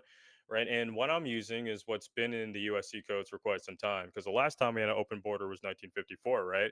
That means no government agencies at the border, no border patrol around the border, no government jurisdiction of the border, nothing at all, right? That's basically what the definition is.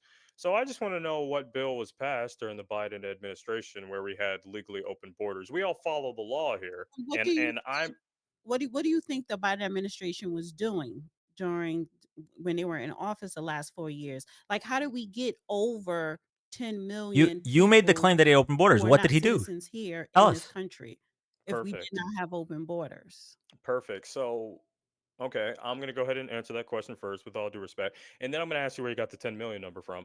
But cool, I can actually give you that in three tiers because according to the US Customs and Border Patrol, according to the same DHS that reported on these things, yes, we did have a surge, but why was that? Right? There was this phenomenon called COVID-19 that As when we went down, right, now this happened way before Biden or way before Trump. We have a history of corrupting the Latin American countries, unfortunately, right? We did it with Cuba, we did it with Trump did a little bit of that his first term with Venezuela, caused hyperinflation to the already ruined economies, right? Causing migration north.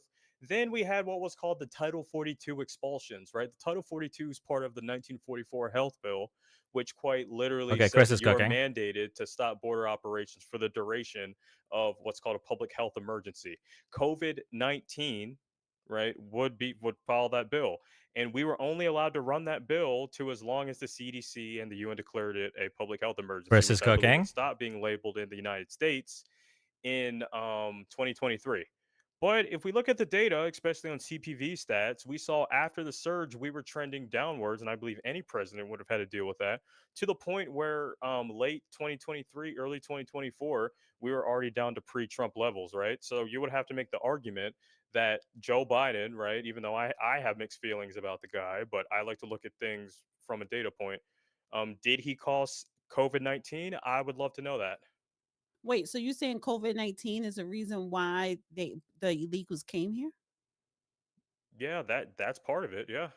But It, that still doesn't explain well, everything was shut down. So that makes it even worse. So how did they even get through the border if awesome. everything was shut down? So Awesome. again, there is a process when you walk up to the border. You just can't walk in, and a lot of these people were not literally coming through the proper border channels. United States, Mexico, they were coming in illegally. What do you call that river? The Grande something. They was crossing the river. They was coming in all The up Rio Grande. the Rio Grande. Yeah. I can explain So, that. Yeah. okay, but Yeah. I'm gonna give you a minute to explain it. So my thing is everything was shut down. Planes, trains, automobiles, everything was shut down. Which so again, in order for you to allow caravans, because we all seen it on the news, making their way up here because they knew Biden was not going to stop them. To the point to where the state of Texas had to take the federal government to court because the federal border agents weren't doing their job or was trying to block the state agents from doing their job. So when you have a caravan coming here, coming up to the border and different aspects The of the thing is border, that different locations, and Chris coming right through, even if they were Chris arrested, is they was speaking attached to too police. intellectually And and then too they were detailed. literally shipping them to sanctuary cities and sanctuary states. And then the federal government was giving them Like those I sanctuary think he needs to states keep and it more cities concise additional funding and because resources. they're not To be like, absorbing any of okay, it. these people are here. We can't let them freeze. We can't starve them. So here goes some money to put them up till we figure something out. But that was their plan all along. So yeah, I don't buy that COVID-19. If anything, that makes your argument worse Oh because they no, I can definitely dive into that. So, with that being said, right, USC Code 1158, right? This is what the bipartisan border bill would have actually solved if Donald Trump didn't come in until the Republican Party, because what you actually mentioned is technically legal, even though this bill was like put in place, or sorry, this legislature was put in place, I believe, 1994.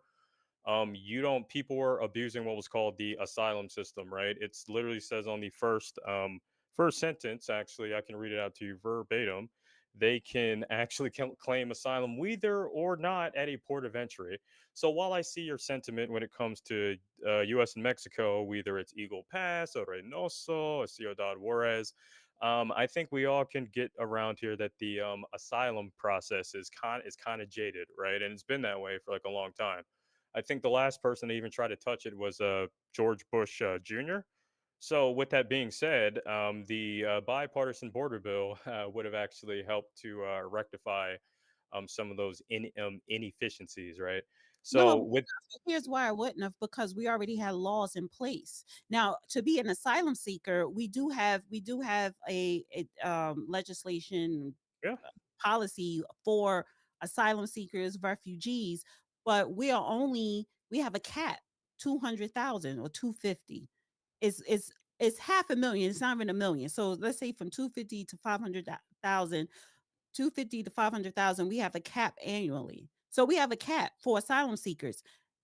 I wouldn't have went into the asylum seeking thing. I would have just said, so the spike of encounters began March 2020. Trump was still in office. The reason that it didn't continue to spike exponentially, like it ended up doing in 2022, is because of Title 42, which I just explained. You're saying that the COVID shutdowns exacerbate the problem. You're not understanding what the COVID shutdowns did. Just needed to do their job. That's what I'd say. And they wasn't. But I want to get somebody, Consuelo. Not that he said anything wrong. Because It's just we could just go. they didn't. Oh no, I'm loving the conversation though. This is great. I love you guys.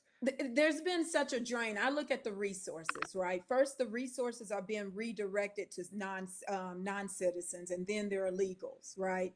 So I know people say, "Oh, they have contributed so much to this economy." Well, it wasn't legally the way it should go. And I want to remind people today our rating went down, right? Because we're in having inflation, and we have so many more people here that we cannot handle this. Plus, Our rating went down because of immigrants. one of the things that we have researched is the amount of monies that was going out of this country to other countries, not just what Doge has found, but with all the illegal aliens or immigrants that was coming to the country working, they were sending that money back to their countries. I do believe we found that it was like 6.9 billion sent to Mexico.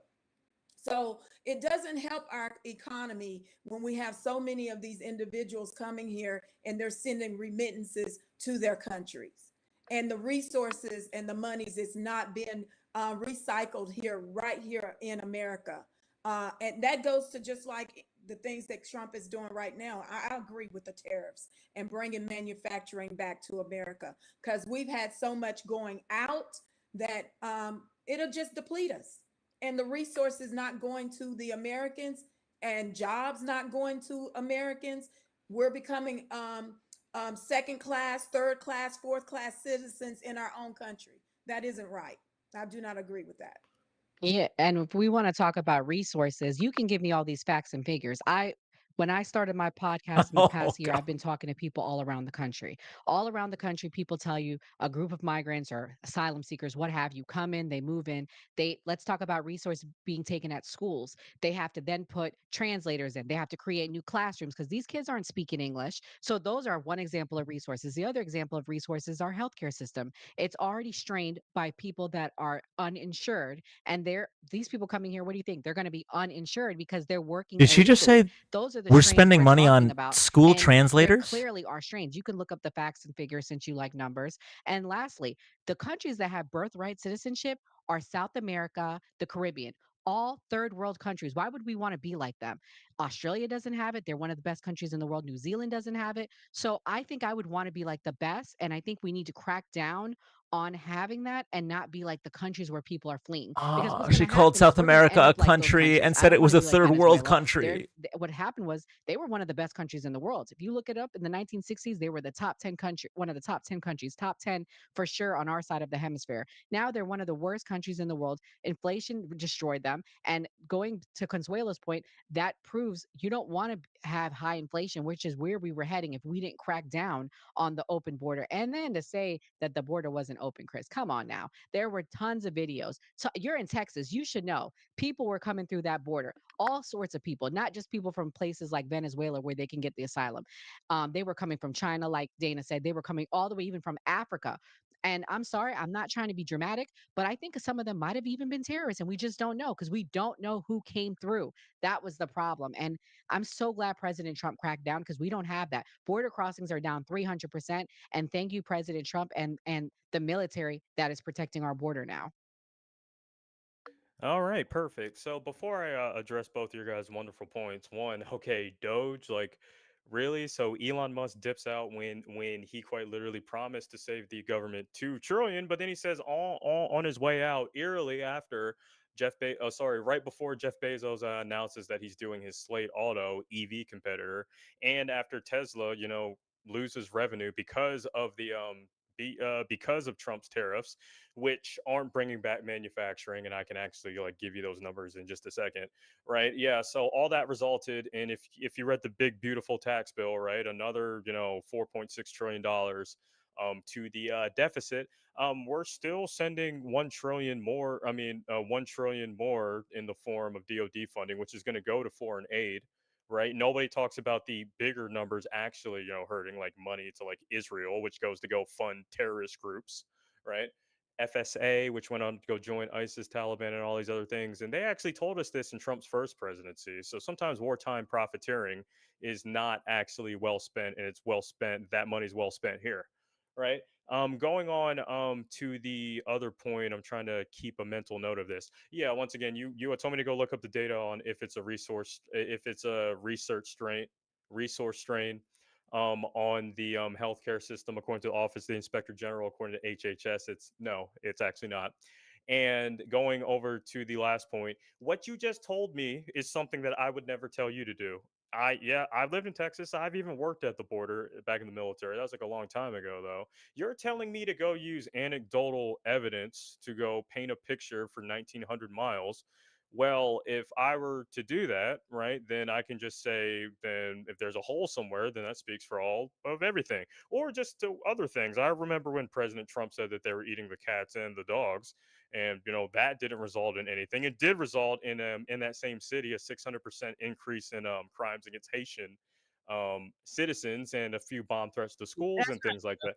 That so hold on, Ohio. That wasn't true. Okay, good. So that's what I'm saying, though, right? I would never tell you, Nora, respectfully, to go watch a video and use your anecdotal experience because I respect you like that, right? That's why we got the data, right? Let's use the data to tell the picture for all of America. Because here's the thing, right? Somebody go Midas touch CNN, stand at the border when it's empty one day, empty the other day, and then they do this other part when DHS is doing an operation. Okay, so let me ask you something, Chris. How Sure. many people you think came across the border under the Biden administration alone? Let's see. So that number, I don't have a data point for that, but I don't think it was 10 million because not even the DHS can confirm that. That's why I was wondering where you got that number from. I have a number. I looked it up, and it's from the Budget House government, Biden's border bust, House Committee on Oversight and Accountability, and the House Committee Oh on no, Homeland not the blog Security. post. They released a report. They estimated over 8 million encounters nationwide, 6.7 million, which have been at Counters. the southwest border. Counters. All right, so I'm seeing. So here's the thing. I'm seeing 7 different results now. Counters. I saw you saw House Committee on Budget, right? I don't want to misquote you, right? That's the one you're looking at? And that's the one I'm looking at, a government entity. Okay, cool. Then we have House of Homeland Security, which says something different. Then I'm just gonna go ahead and go to the good old to my good old friends at AP because we use center leading sources only, right? Kick it through the goalpost right through the center. They're saying less than 5. So that's why I was. And then we can go to the U.S. Customs and Border Policy. You can go to cpvstats.gov. So like, which one is it, right? So like, that's what I'm getting at here, right? So I agree. There's multiple government entities because they are actually housed conveniently under the executive branch, right? But then you have multiple government entities that aren't saying the same thing. So I believe that we all need to get to a working number here, and then maybe we can have that conversation. But doesn't it strike you as that's a lot of people coming into America? Yeah, but I within gave a certain you period of time. exactly, but I gave you my base reasons, and it logically checks out because check this out. Under the Trump administration, right? He was obligated according to international law. And by the way, sending the military to the border is not uncommon. We've done that before in quantities of 10,000 numerous times. He declared an emergency at the border in 2019 before C-19 because of 400% increase in crossings compared to the Obama administration, right? So Title 42 got put in place during the last 10 months of Trump's presidency because he had to. If anybody else was there, they were legally obligated to. Mitt Romney, Hillary Clinton, if Obama was magically somehow, allowed to run a third term, he would too as well. So my question to you is, if he had the border under control, right, in 2019, why did he declare an emergency after a 400% increase in border crossings? Because Title 42 quite literally saved him there. I'll definitely admit that. Well, Trump initially in 2016, when he took the presidency, he wanted to build the wall, right? And they told him it was going to cost too much, and they didn't want him to build the wall. Now we're seeing the effects of not building. How was that a response to what he said? People came over, and we have now like again, I agree with Nora's point. We have terrorists on our soil. They have been arresting many terrorists from all over the world. I think they even arrested a Haitian former minister or that was wanted not too long ago. I'll look the story up. I don't want to talk and just putting propaganda out there, but they've also had some African warlords that they found here. So I don't get this. It's okay to keep the border open, and our government and our administration right now that is again attempting to rectify issues from a previous administration, that we keep getting back and back, going further back and back and backwards. We're not progressing at all. Our country, I will say it again, our rating has just, our last rating, it's gone down today and within an hour ago. And that's because of all of the inflation and all of the people we've taken in, and Americans are not working, and they're not working for at a livable wage. So we got to really look at this. This is not a problem that we just continue to let fester, because I'm an American. And if I have to, with my next generations, and they can't eat and they can't have a job, hold a job, this is not going to be a pretty country. Let me piggyback a little bit. And then I want to go around and ask people a question before we get to the Diddy topic. So Jay said he's lying. It's been proven immigration harm blacks, right? And then he also said, "Let me know if you need me to drop links." Well, I could speak to that a little bit because I I actually did studies too. It's okay.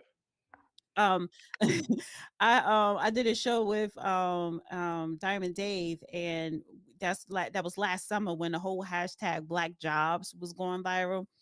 And so I did some research, and the numbers came back 70% of working adults, Black working adults, 70% of the Black population who are working makes 43,000 or less. 43,000 is 70% of the Black working population here in America makes $43,000 a year or less. So the majority of Black working population are the ones working the low wage jobs that illegals come in and work, because these corporations could slash the benefits completely and slash the salary in half to an illegal because they have no documentations, because they're getting paid under the table. They're illegals.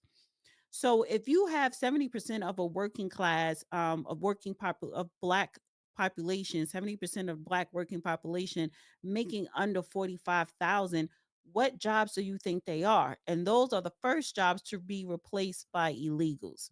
So when people say they're taking our jobs, when you look at the numbers here, yes, they're taking our jobs, because look at the jobs that they are working in. They're working in the low wage fields. They're just getting paid less than the minimum wage. So that's a fact right there. But the question I want to ask Chris, and then Nora, and then Consuelo: should birthright citizenship apply to babies of illegals? Illegals meaning you're not a United States citizen. You came here illegally. You are undocumented, and I don't know why people want to think that those are two different terms, undocumented and illegal. It's the same. But either way, should birthright citizenship apply to babies of illegals? Chris? Yes, and here's why. It quite literally says in the Constitution. But before we get to the amount of Supreme Court cases that backs up my decision, because it seems like my predecessors didn't really have an issue, right? It quite literally says persons in here, number one. Number two, I kind of went back to my first point about the old Trump true social myth, right? He should probably stop going around because there's no data behind it about people coming here for what's called birth tourism. That's been debunked by the CDC. That's been debunked by the DHS. That's been debunked by The CDC has been debunked with a lot of their fake narratives and fake stats. So the Trump appointed. Oh, okay, cool. So guess what then? Fine. We won't use CDC, but guess who appointed the Fauci you guys have so much issues with? Executive order in March 9th of 2020. Donald Trump is pretty happy to put him at the COVID-19 response team. And yeah, I mean, you guys can go cool, but the other one, so cool. We'll put the CDC out there. I just want to point out Fauci was appointed by Donald Trump. Now back to the point here. right? So let's just leave that there. DHS, Homeland Security, FBI, CIA, American Bureau of Criminology is all saying that the birth tourism, right, myth is a myth because of the figures that I put. The highest number that we even saw in the past 25 years was 36,000 of these families doing this, which is 1% of births at the time. There hasn't been a higher time since, right? So President Trump can keep, creating scapegoats for things that aren't happening. But I mean, I'm more worried about, tax cuts for rich people and the Ronald Reagan myth of trickle down economics having no correlation to job growth or wages, and hurting American manufacturing in the Midwest because of repeal of Section 199, which allowed these hardworking Americans to go right off business income in order to keep investing in their businesses and hiring people. I got my eyes target locked a little bit more on things like that. Thank you. Okay, so you think that they should be citizens because of the 14th Amendment, but the 14th Amendment was not intended for illegals' children. And we're the only country in the world where illegals come in here, have kids, and they utilize the 14th Amendment. Like any other country in this world, if you have a baby, that does not mean that your baby is a citizen because your parents are not The citizens. bottom So, right panelist didn't okay, even that's agree with her on this. huh? She said that Never South saw America that. has birthright citizenship. Okay, cool. So with that being said, that would be under the constituent that the Constitution isn't a working and breathing document. So if we use your premise that at the time, which would be a little bit of a what's called a time hog fallacy, I believe, then under that case, then chattel slavery should still be legal today. Jim Crow law should still be in place today, because we shouldn't exercise our legislative systems and constitutional systems in order to account for changes in time in different groups. No, that's not what it is. That's not a good correlation at all. I think people are really not like, I was disappointed that we have sitting politicians, Congress people that don't know or understand the Constitution. And when we look at the Constitution, it's a doctrine of the United States and includes our philosophy, how this country is to be ran, right? Or how it's supposed to move, or how we are to adhere to a certain society, how it's supposed to go, right? So when it says born and or naturalized, then to me, you have to, if you're not born here, you have to be naturalized here to become a citizen. It's not that you just get to come here, visit, stay for 6 months, or cross the border illegally and come here and have babies on the soil. That's where I go and I state it in a different way. And I say, well, really, that's fraud, because you are already defrauding the government to get here, right? That's a criminal activity. And then on the other end of it, you're trafficking a child. You're having a baby here on the soil, and you're pregnant just so you can have a citizen, supposedly, right? So I want to let me ask Chris this, and okay. I'm gonna ask Nora the question. So, with this birthright citizenship, if an illegal comes here and has a baby, and that baby is supposed to be considered an American citizen, which is how we got to DACA, right? Oh, it's not? But the No, it's parent, not. both parents or the mother is illegal. So do you believe in separating the child from the mother when they get caught by ICE and the mother has to be deported? Should her child, who is a United States citizen, should stay here and then send the mother on? So do you believe in family separation? Well, Or should one, we take the child and send it on with the mother who is illegal? So one, I'm never going to advocate for family separation. Number one, number two, I'm going to go ahead and preface my argument, which once again, I believe I'm getting the sense in the room that this is a chronic issue. We don't He's have being any too nice. statistical evidence. That's a Yeah, question. no, I'm just no, no. So I would I'm just laying I would have down called my out the fact that argument here, humans aren't right? illegal by now. Because here's the thing. If He's being way It's too more nice. so yes or no. Would you? The mom is illegal? She gives birth here. Let's say she's been here illegally for 5 years or whatever. Didn't fill out no paper. Don't have any paperwork. She's just been working under the table, got pregnant, had a baby. She gets caught. You're gonna get deported. But she has a child who's American. Should that child go with her while she's being deported? Okay, No, so she since I shouldn't be won't get a deported. chance to preface, if this is gonna be like a trap question where I don't get to explain myself, the answer, no, I don't, no, it's fine because I've already demonstrated that this is not a. The answer, no separation of families. I don't get a chance to explain myself. Then no No, separation. I want to answer it. Then you can explain it. But I Oh, want okay. Well, I was in the middle of doing. Okay, okay. No, so absolutely, they should not. They should absolutely not be separating families and getting deported. And this is so minute of a problem, according to all the references that I've stated, that it's not. Once again, Trump's creating a boogeyman. And once again, 2015, going back to the most significant cases over the past 25 years, 36,000 at the time. I never even think it got back to that number, even in the modern day, which accounted for even 1% of births of that whole year. Why don't we do things like, fix the actual immigration problem? Now, I'm going to go off of Consuela's point here about building a wall. I have a thesis about how building a wall doesn't work unless you fix the underlying problems. But Trump had a supermajority his first term in office, and he was promising to Trifecta. go have Mexico build the wall if he Not a worded that supermajority, little he had a bit trifecta. better, because our relationship with Mexico at the moment, and even back before Claudia Sheinbaum with Oslo, we ended up building, adding 3.7% using DoD funding.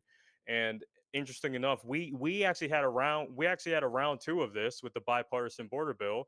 Everybody was complaining that there was constituents in there for funding to Ukraine. It got separated. The bill never passed, but the funding to Ukraine did, right? So with that being said, I'm framing my argument on it is so minute of a problem. Why don't we just address the immigration process as a whole? okay, but right now, right in this moment, right now, the immigration, we do need to address the immigration problem, but that's not gonna be corrected overnight. It's not gonna be corrected in a year. But we do have women who are illegals, who are pregnant, who are giving birth, and if they get caught, should their child stay and they go, or should No. the child go with them? I've already answered that question, but You I'm said going the to. child should go with them then. No, I don't think so. You don't believe in family? I think he's saying that the family should stay right here on American No, the Yeah, soil. family continue to can't pay stay American because the mom taxes. is illegal and she got Fund caught. You your gotta Social go. Security and never to But get a there's dime no of it. such thing as I'm Yes. illegal and I came here illegally. I don't have any papers and I should get to stay. You don't get to stay. But now you had a baby, and a baby is considered a citizen, but you gotta go. No, So can no, you tell you, me you what just don't actually. percentage of, because you said something It's in not about the percentage. It's whether it's 1% or 5%. It's that's happening. That's not what I'm asking though, because you said something that was actually legally, like I said, with the open borders thing, right? There is actually, according to the same jurisprudence that we use as American citizens, because we love the law here, right? What percent, because undocumented immigrants, right, there is actually legal protections versus illegal immigrants. In fact, Democratic presidents deport more illegal immigrants than Republican ones, right? USC Code 1258. So my question to you is, right, because I definitely agree with you on Did this she illegal freeze? versus undocumented sentiment. So when it comes to these very small, minute, undocumented immigrant, whether they're awaiting the asylum de novo process that the bipartisan border bill would have fixed, by the way, or removal, I forgot what is it, there's multiple types of protected statuses. What was that dude, Abrego Garcia? He had protected status from the Barrio 18 case that took place years, I think there's 7. So can you provide me with that layer, right, for birthright citizenship? Because using the border bill would have definitely decreased this already minute problem. What percentage of this annually is undocumented migrants with the legal protection status versus? Dana froze. Oh, I'm just, yeah. The So I'm just Lord's gonna wait for work. the host to come back because I don't want to be disrespectful. Yeah. So Well, I want to say that I feel like they are here under our jurisdiction. They want to become citizens under our jurisdiction. So the law has to apply to them. And it's very clear that that law was meant for children of slaves. There are no more slaves. So that law should go. I mean, It is not very clear. What she just said was incorrect. The law very clearly states that it applies to anyone who is born in this country. Now, if you have vibes that make you think otherwise, right? If you feel like it shouldn't be that case, then what this administration should push to do is have Congress pass a new amendment right? That's why the framer of the Constitution allowed for new amendments. So it would be a continually developing document. And what would be required is 2/3 of Congress and 3/4 of the states. Now, if you don't think a new amendment would pass that, then maybe this idea to kick out children who are American citizens isn't as popular as you think it is. So I don't know why you would want Donald Trump to break the law just to fit your narrative. A chunk of the uninsured are those that are here illegally.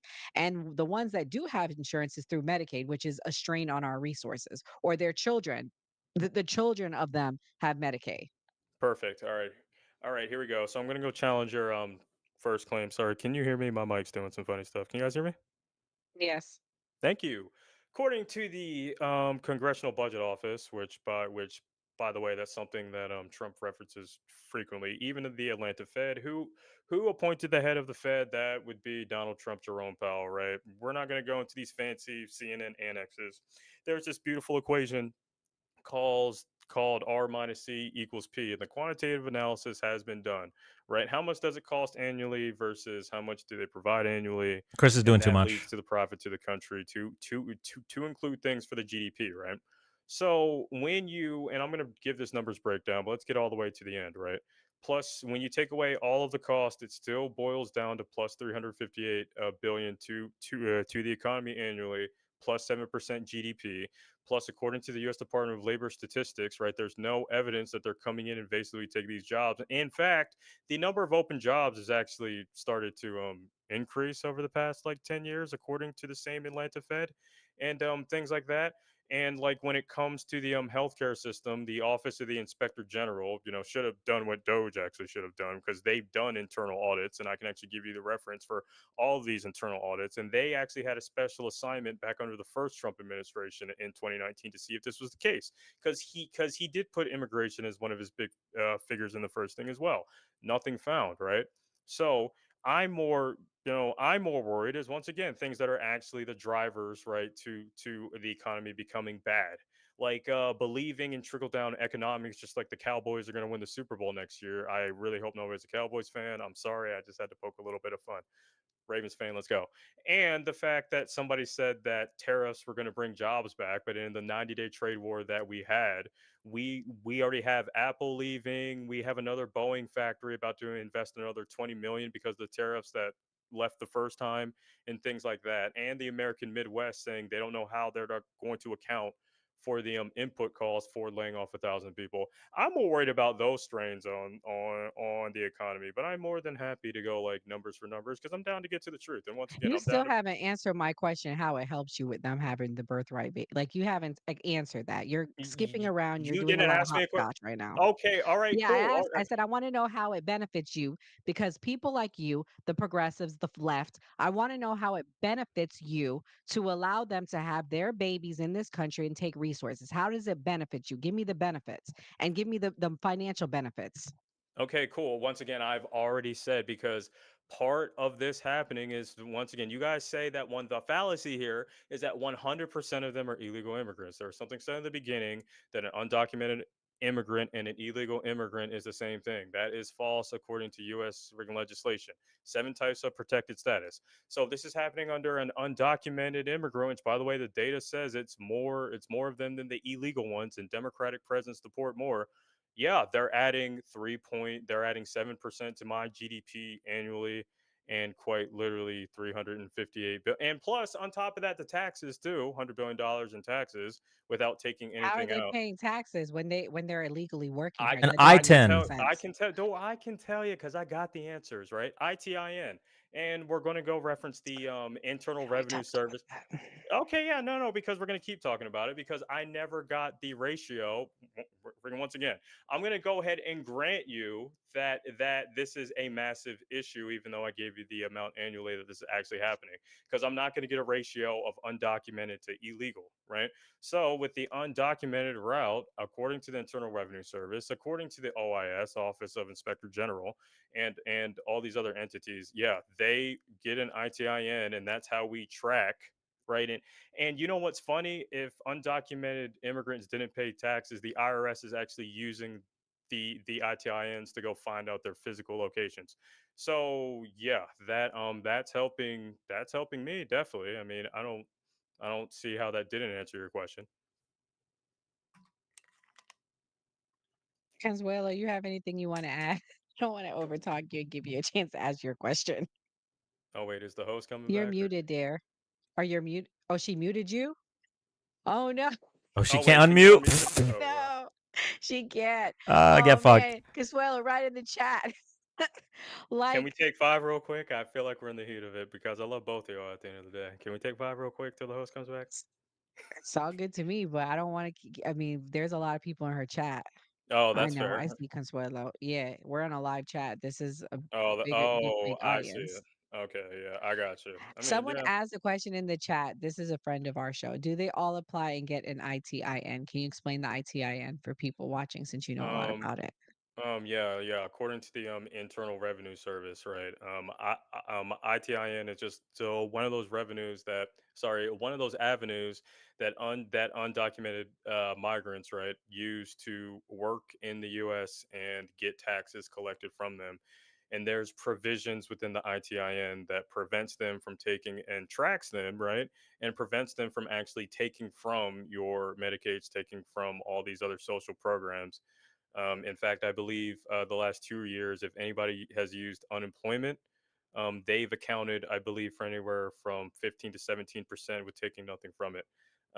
What was? Oh wow, these comments are moving fast. What was the second part of the question? Um, I don't know. I had lost the question now. So, can I ask you a question? Because I'm not even trying to debate this point. I just want to learn a different side of the argument here. Okay. When it comes to harming minorities, I've got a take on this, but I'm just going to go ahead and not debate this because I just want to learn something new. How does it harm minority populations when it comes to Oh, birthright she's back. citizenship? Well, Dana, you want to answer that or should I? No, I didn't hear anything, and I'm having an issue that it is off Oh in my no. house, and I don't know why. And I'm trying to. Oh no. I'm on my what do you call it? The Oh, phone, the hotspot. I'm on my hotspot. That's how I was able to get back on. Sorry about that, guys. no, oh yeah, Consuelo it's was okay. muted. She wanted to speak. Maybe Consuelo can answer that. Oh, I'm How so did sorry. the Yeah, that's why I said you guys mute. You guys mute and unmute yourself. I don't want to do it. You couldn't mute. I You Oh know that. couldn't unmute Lord. yourself. Oh, okay. Can you No. hear me now? Yeah. Okay. So what was the question? I apologize. Yeah, this is just more of because like we're getting deep into things, and I absolutely love it. I'm just here to learn a new point of view of this question. I'm just not even going to respond to it. I just want to do some research later because I have a take on it. How does undocumented migrants hurt minorities and birthright citizenship? I'm gonna respond. I'm not gonna respond to your argument. I just want to hear something. Well, for one, I look at how they must integrate and acculturate, assimilate into American society, and that is not happening. It's just a cheap workforce at this moment. What I'm seeing and what I'm witnessing, and for individuals that American citizens, we have every right to have be working and have that first dibs or first choice than the undocumented.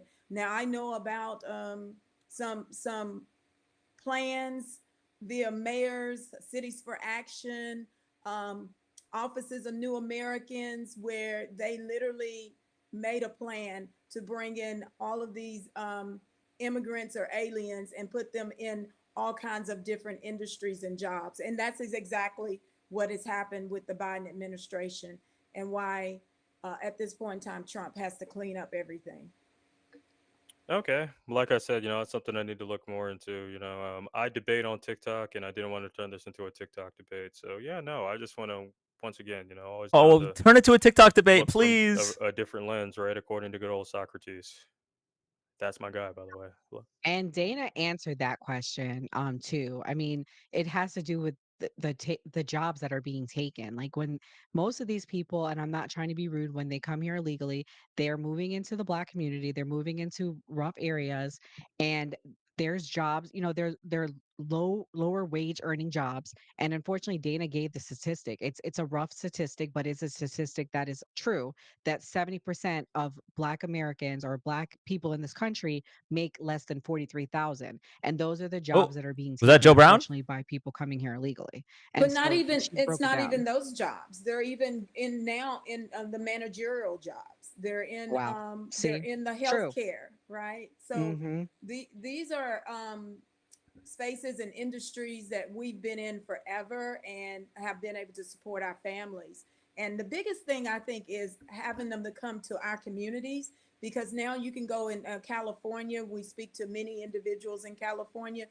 Their whole community is wiped out because now you have a lot of undocumented illegal immigrants in these spaces and places, and they're also in the politics. So now we're not even able to move politics or specific policies for our community at this point in time, because then, and I've experienced this as well in Florida, where we have the immigrants coming in, they're going to take care of their people, right? They're not Americans. They're not caring about America. It's moving the Americans out, and we're going to take care of our people.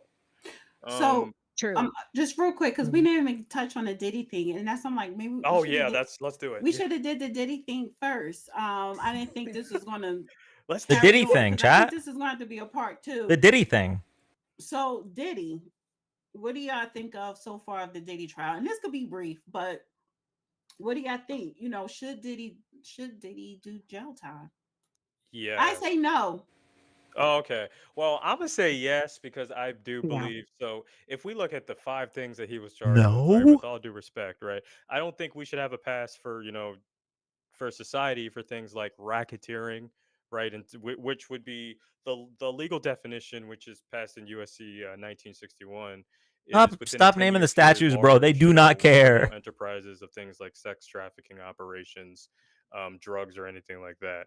I don't think we should set the standard for letting people get scot free with that, because at the end of the day, that's organized crime. But honestly though, I've never heard an argument about why he should be free. So I'm just curious about that. Because why should he be locked up? Why? He, Right. I have a different take. yeah. So why should he be locked up? And the RICO, you need more than one person. It's just him. It wasn't racketeering. Honestly, he doesn't fall on the RICO. If you want to hit him with a sex trafficking, okay, that's what they're trying to prove. But it's 2 junkies that were in a dysfunctional, violent relationship, and it is domestic violence, that's for sure. But they were both 2 junkies. All this RICO, the sex trafficking, coercion, no, they just had a very demonic, toxic, junkie-ish relationship, both of them. He shouldn't have been whooping on her ass like that, but you should have pressed domestic charges on him. So, and then she walked away with $30 million, and that's the only thing she wanted from the beginning. She just wanted $30 million, and she got it. So why are we here? I just have a question for you too. I mean, I can once again, I'm always down to see like both sides, and I'm gonna be honest, right? The Diddy trial, like I read the trial, so I'm hoping to learn some new things. It's been kind of like a little bit lower on my totem pole.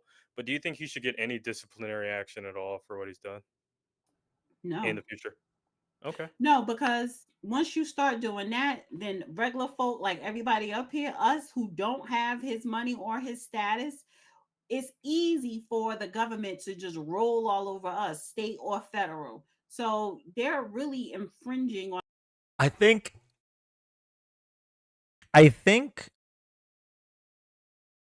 takes like this really go to illustrate that when you are a Trump supporter in Beyonce's 2025, it's clear it's because you're a bad person. Like this isn't a normal take. This is horrible people. If you, like I was saying, you could get hit for sex trafficking because you paid for a woman's airline to come see you on plane ticket. It gets very minute when you would talk about in the schemes of, like, she was blaming the victims by calling them junkies. put on the table. You're talking about RICO. You need more than one person to deal with RICO. Morally, yes, he's guilty. Criminally, for me, no. So can you run me through RICO? I believe in RICO, you need 2 to 3 witnesses. Is that what the law says for No, RICO? you need 2 to 3 accomplices. It needs to be one. Accomplices. Okay. You need to. It needs to be another person in it on it in on it. So when Trump was had the RICO charge with the state of Georgia, it was him and 9 other people. It can't just be one person with RICO. I've never, and I even asked the judge. He was like, "No, that's why it's BS." So morally, he's morally corrupt, but so is she. Now she's getting her life together. I get it, and no, he shouldn't have been beating on her. He does have a history of putting hands on people, particularly women. They both were junkies. So, but morally, yes, he's guilty. She's guilty morally, but no, more so him because. Okay. Listen, I love Chris. I can't watch this anymore. I can't for my health. If y'all want to keep watching, Chris is still alive. His @ is _Chris_Gonzalez. Feel free to go watch. I cannot do it anymore. My organs are gonna start to fail.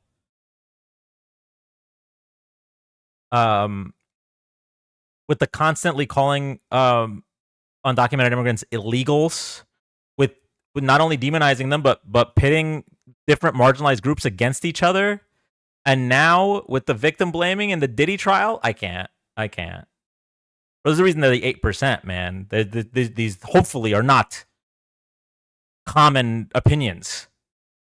My goodness gracious.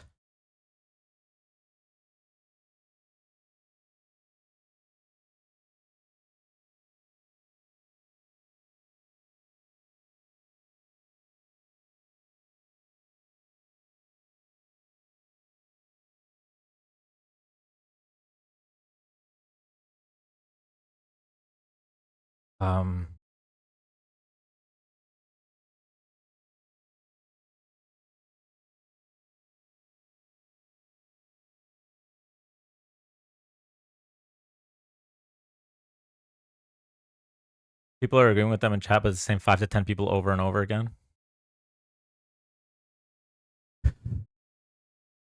How long is the TikTok ban? If the appeal doesn't go through, it's a week. Like Chris got hoodwinked. Was Judge Joe Brown? Yeah, I don't know. This doesn't seem worth his time. I mean, they're getting. Last I checked, they had 260 viewers, and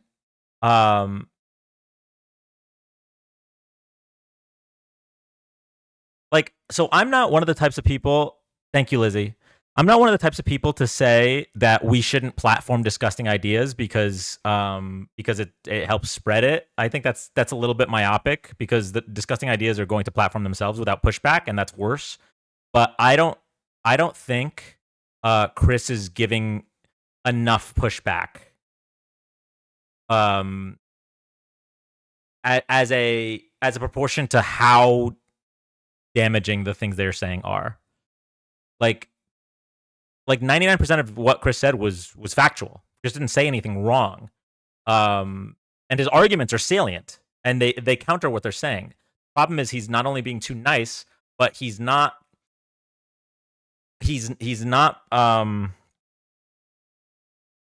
only pushing back on the factual side and not speaking to what's so disgusting about what they're saying. And I think Roganing. And I think that'd be okay if we were having like a simple economic debate, but we're talking about like people's lives, not only in terms of the immigration argument, but now with the Diddy argument with SA victims. They don't care about sources; they need to dumb down. Yeah, exactly. It's like if Chris is like a poker player, right? And he's sitting down with people that have never played poker before, and he's thinking about like what they might have, and he's trying to bluff, and he's balancing his bets to make sure that they believe the bluff. And it's like, bro, they're gonna call anything. They don't know what's going on. Just fold bad hands and raise good hands, and you're gonna make a ton of money. Like that's how I feel. That's what I feel like. It's like he's talking way over their heads. One guy scoffed that he was talking too much facts. I mean, that one lady, the one with the white shirt, she said at the start, I don't really know any of the facts. I just feel like the 14th Amendment shouldn't apply to children of immigrants. Like, literally how she opened the argument. She should have been immediately booted.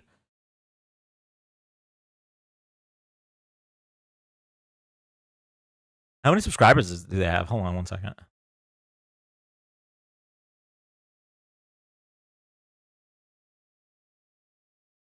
$135,000 subscribers.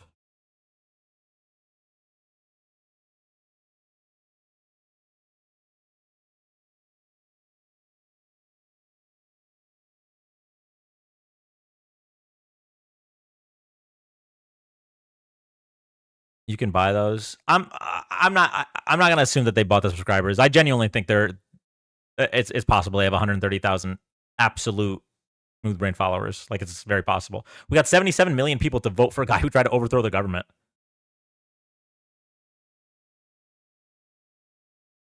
$77 million people voted for somebody who was found civilly liable for sexually assaulting a woman. I can definitely see them having 135,000 followers.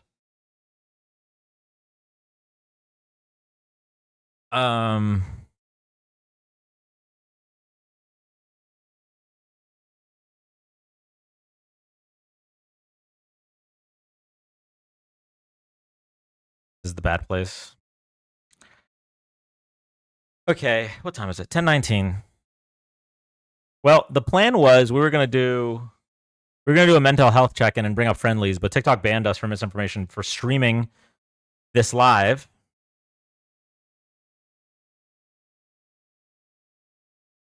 First appeal was denied. We're waiting on the agency appeal now.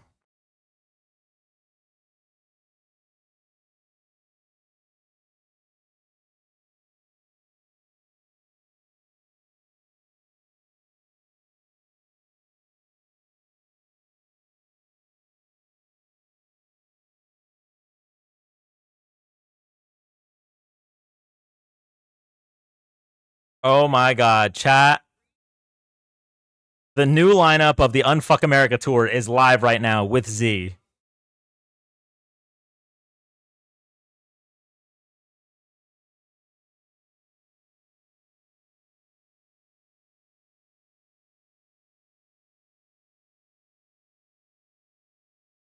Hold on, I gotta log out of TikTok and watch this.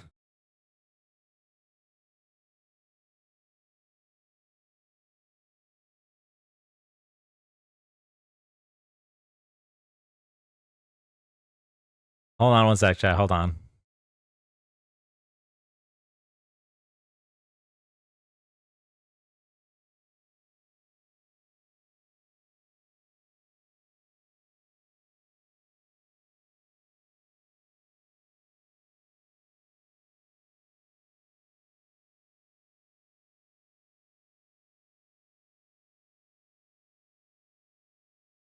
Mercedes Chandler.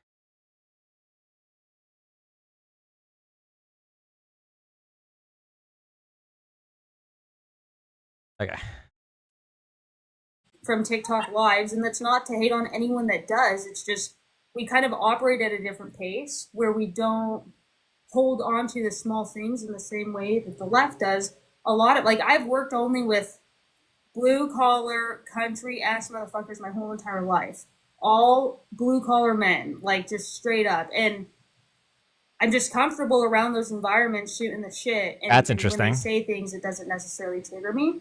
So I think that we're the best people to go talk to those folk, because it's like, instead of trying to get them to capitulate to these culture war ideas, instead we can get them to have actual conversations about, like, tariffs and the economy, stuff like that, because we won't placate. When they start asking us culture war ideas, we're going to tell them what they want to hear, simply to be like, all right, now let's talk about the economy. They'll be baffled. It'll be a good time. Well, what's interesting is most people on this tour do have a conservative background. And it's because, like, I used to be a conservative. Like, I was in the military. I grew up in the country. Like, I know how these people think. So there is a way that you can tell stories and connect it to politics to where they can relate to it and be like, oh, I've never thought of it like that. I've never thought of universal health care like that. I've never thought of racism like that. Do you know what I'm saying? And it's those small seeds that you plant in somebody's brain that makes them open their mind up to progressive policies, man. Yep. I mean, I vote over here, and I'll continue to vote over here, but I'll continue to identify as a socially moderate because this is where I'm at. Like, this is I'm like a fucking cunt. I'm fishing. I'm doing my thing. I'm shooting the shit. I'm rolling coal. That's what I'm doing. You know what I mean? And I understand values for all people, rights for all people. I get that, right? But I also hang out with folk that they're not the most politically correct people, and I'm not going to sit there and hound them on that because that's not even how you get them to change in the first place. I can't. Yeah, you got to meet them where they're at. Turn chat off? Unfortunately, like you have to meet people where in they're order at to in change order their to mind. change their mind.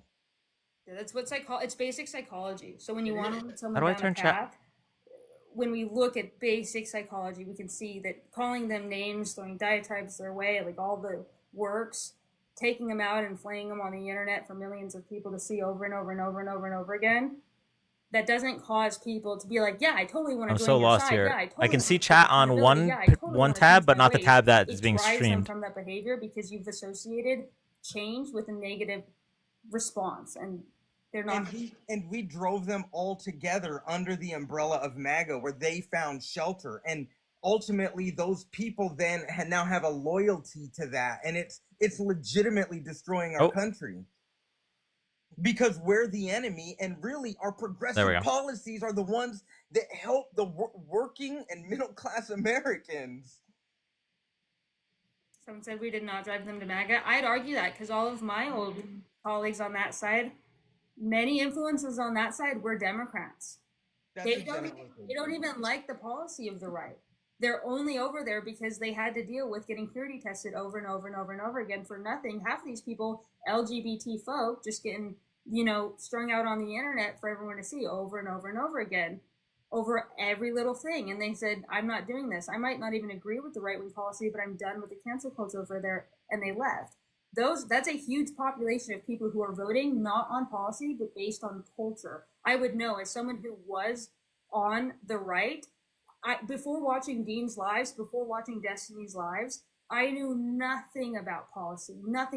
I was only continually over there because how I was raised, one, and two, the culture was where I was at. Like, I wanted to deal with people who were like me. Like, we hunt and we fish. You know what I mean? Like, you can have the ability to vote left. You can have the ability to have empathy and morals and want a better life for everyone around you, while also culturally not diving into like blue state San Francisco leftism. I want to take a shot at Steve's question that he's asked several times about if there's a policy, and I think you were kind of getting in there. Is there a policy the Dems could change? I don't think it's about a policy. I think it's about the Dems fighting for whatever policy they believe in. That's the problem.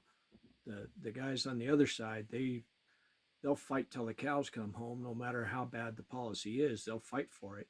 Whereas on the Dem side, we don't. And that's, I think, is our biggest weakness, is we're not seen as people who will fight for it. And that's what we need to change. I hope that answers your question, Steve. Oh, yeah, if you guys have any questions, and if you guys are like moderates, if there's any like people who left MAGA, ex-MAGA, I would love to hear from you guys in the comment sections. Asking for acknowledgement is not purity testing. Acknowledgement doesn't need to be a public forcing. You guys get into this space where you want to cattle herd someone down the chute, and you're going to use exploitive tactics to accomplish that, by threatening to again smear someone out all over the internet. And I don't think that's the right way to do it. I think handling things behind closed doors is extremely effective. When you and the other y'all see the chat, right? The other question is, who are we accountable to? Like, the whole public? Like, no, I'm not accountable to the whole public. I'm accountable to people I hurt, to my family, just because I'm online doesn't mean that I'm totally accountable to the entire public, because then, like, MAGA can say that I'm accountable to them because I'm constantly roasting MAGA, you know? So it's just kind of a complicated thing. Yeah.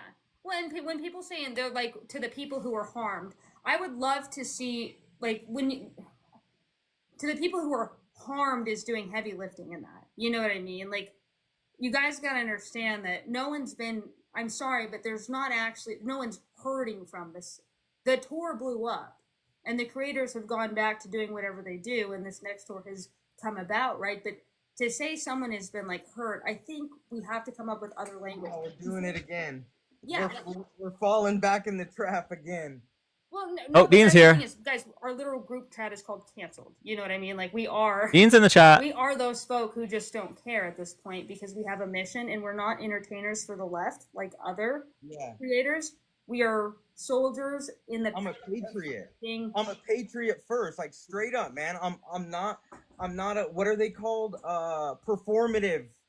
I'm not performative. Like, I'm a literal patriot who loves his country, who's worried about the future for my daughter. Like, that's literally why I started social media, not to get paid.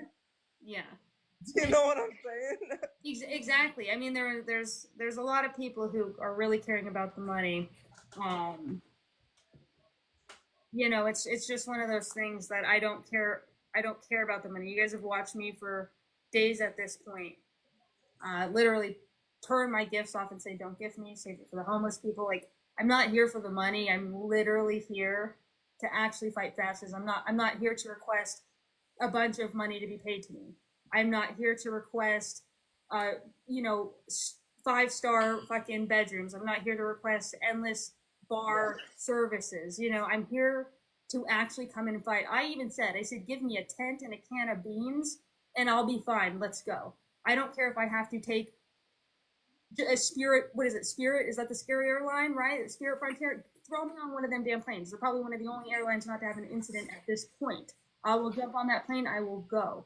You know what I'm saying? Like, feed me literal Wendy's cheeseburgers for 3 days straight. 2 of them. I don't like that. I'm at a point where I'm here to fight fascism. I'm not here to go on a celebrity tour and act like what the fuck is that? I'm a normal person, you know? I'm not going to request a first-class flight. That's crazy. Tell me you don't care about fascism. Like insert people are in Kim. You know, the people are DYING. Is that how you spell it? I don't know. Kim Moon right here. There's so much bigger issues than exploding a tour that can actually usher in change over people who thought first class was more important than fighting fascism. I'm sorry. Did you even get Wendy's cheeseburgers, Dan? Wait, I told you guys I was getting Wendy's? It's also like, I just feel like if people should really like look for their. Oh, you mean at the tour? No, we didn't get any Wendy's. In a situation, because if the idea is to shame people, it's just not going to work. You're just going to push them further to the right. Oh, not bringing up Ray Ray. No, don't bring up Ray Ray. Push them further. What are you doing? Ray Ray. What's up, Ray Ray? What are you doing? What are you doing? How y'all doing? Good. Yeah. How's your Friday? It's going really well. Just put the kids to sleep. Good. But Yes. yeah, well, I just joined. D, you were talking, so you can finish. No. I lost my train. I was like, Ray Ray. Ray, how do you think personally when you see us coming together wanting to bridge the gap, as someone who is on that side, do you view us a little bit differently than you view the general left? What is your opinion on what you see going on here? Yeah, I mean, absolutely, I do. So, like, obviously, I've seen Dean's in the chat or whatever, and like, I'm not trying to make things divisive for y'all or whatever, but like, I watched Dean's live earlier, and he had multiple people on there who said, I'm not this huge Trumper. I actually had a hard time during the election, you know, who I was going to decide. And instead of like using that as an opportunity for Dean to basically talk some sense into them politely or whatever, he just continuously does the thing where he just wants to one up the person and try to make them look silly on the live or whatever. And I just think I watch everybody's lives or whatever, and I just think the left, for lack of a better word, like pews itself in the foot like over and over and over again. You know, the extreme left.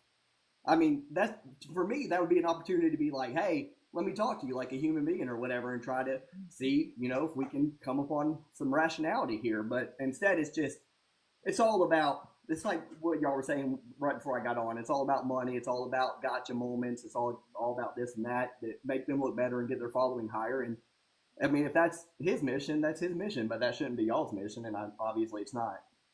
Yeah. And what's interesting about Ray, you voted for Obama twice, right? Yeah, I did vote for Obama twice. You know, like the people that you guys would talk to or whatever wouldn't, like, I'm probably not gonna. No time soon would I probably change my side where I would vote or whatever. That has more to do with religion. I mean, I talked to Mercedes for a long time the other day.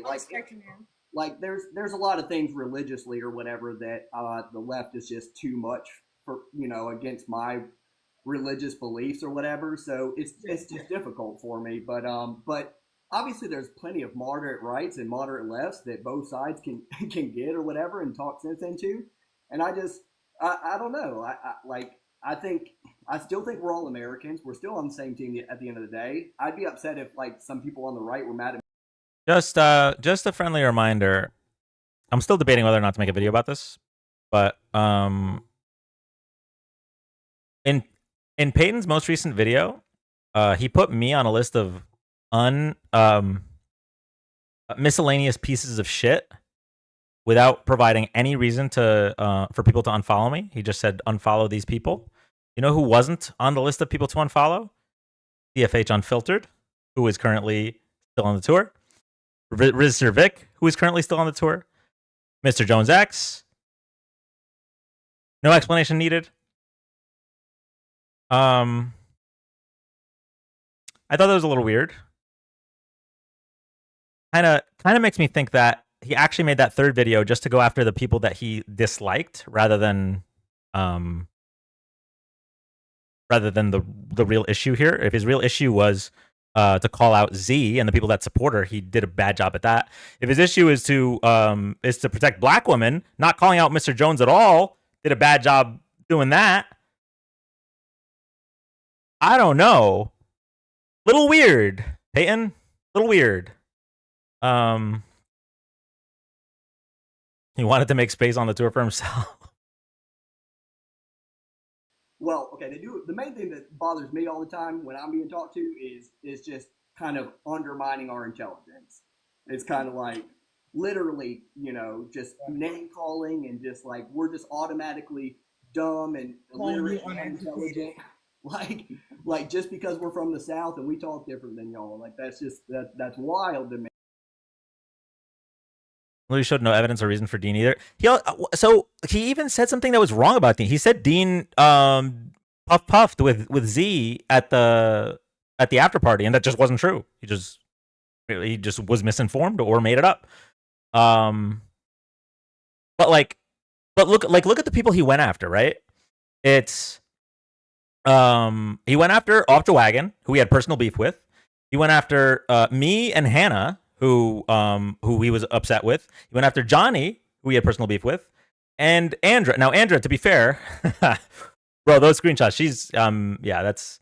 But it didn't seem like because host of the vid Dan is streaming, not Dan doesn't look all the way with it. Oh, I don't know. But yeah, it just kind of seemed like he made that third video just to like go after people that he didn't like rather than actually call anything out. I mean, obviously the stuff and the stuff he said about Z too. Like the Z screenshots are wild, but I don't know if I would be comfortable saying that she stole $100,000. Like he's just basing that off vibes. Like, don't get me wrong. I think they probably could have spent the money better, but I don't know. That whole video was weird. And by the way, it worked. It did its job. The miscellaneous pieces of shit. I think I lost like at least 1,000 followers just because people saw my name on a whiteboard.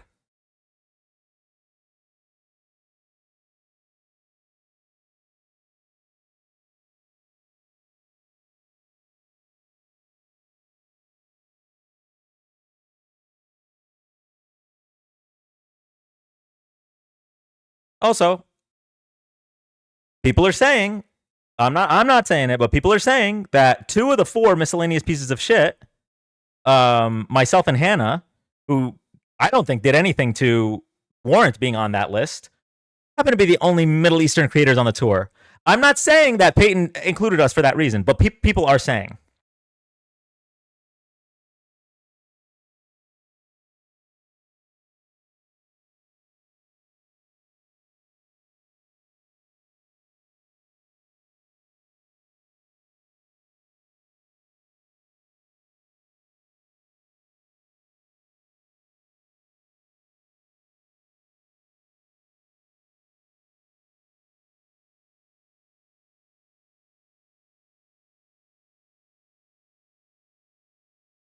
Those weren't real followers if they unfollow from Peyton's list.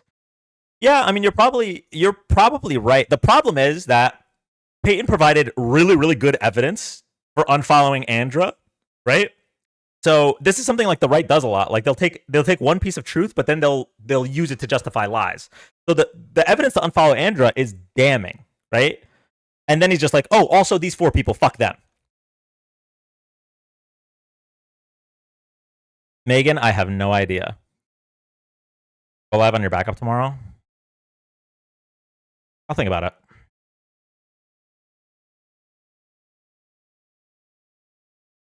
I totally missed what... So Andra, like, just lied. Like, a lot. Like, a whole lot. And also was like... I mean, I guess... I don't want to go into Andra. That's a whole other thing. But anyway. Okay.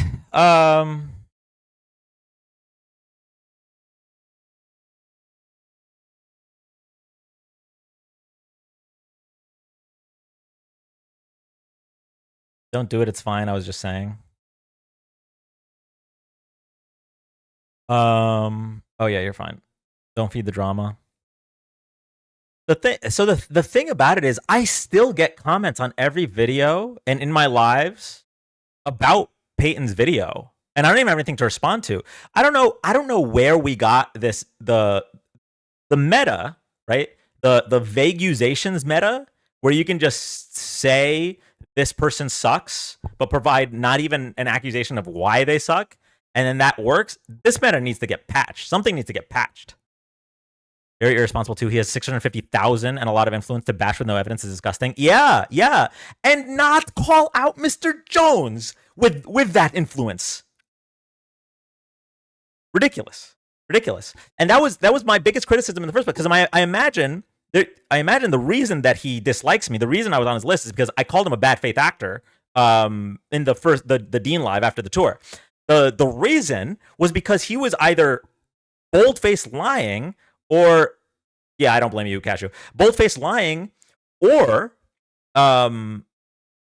extremely irresponsible when he said that the black creators on the tour had to pay their own way and the white creators didn't. That is really irresponsible because that's not true.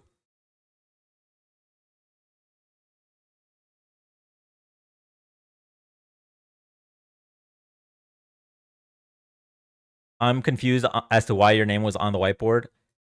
Emmy, I don't know. Here's my guess. My guess is he has personal beef with me because I said he was a bad faith actor. But in regards to the tour, the fact that Jones isn't on the whiteboard, the fact that CFH isn't on the whiteboard, who's still on the tour, the fact that Resistor Vic isn't on the whiteboard, who's still on the tour, but me and Hannah are on the whiteboard, something's not adding up. And here's the problem. If I say this, then it's like, oh, so you think Peyton shouldn't have spoken up for black women. Bro, I'm talking about video number 3. And yet you're talking about video number 1. 2 things can be true at the same time.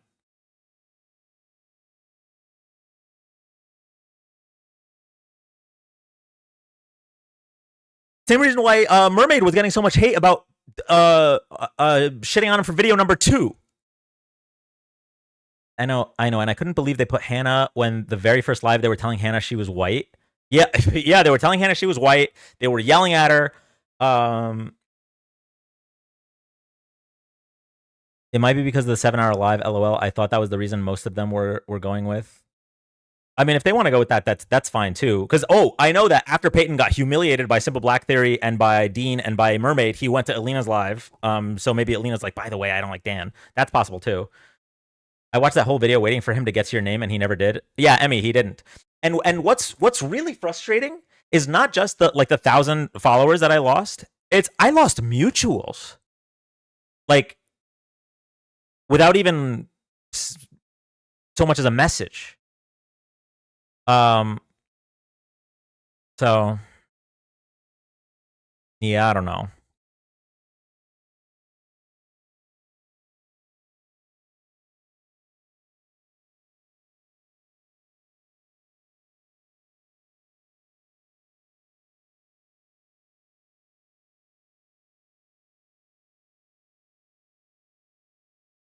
All right, y'all. I'm gonna call it for the night. Maybe we'll go live on the backup tomorrow. Hopefully the appeal goes through. Dude, it was only 7 hours because so many Alina people were here talking and replying. It could have been short and back to normal, but they wanted to try and defend her and themselves.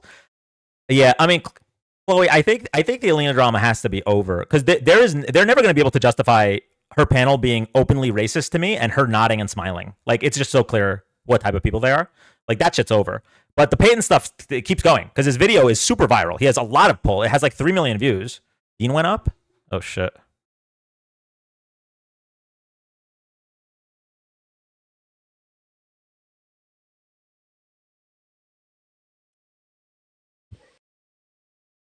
Oh, chat, I gotta log in. Hold on.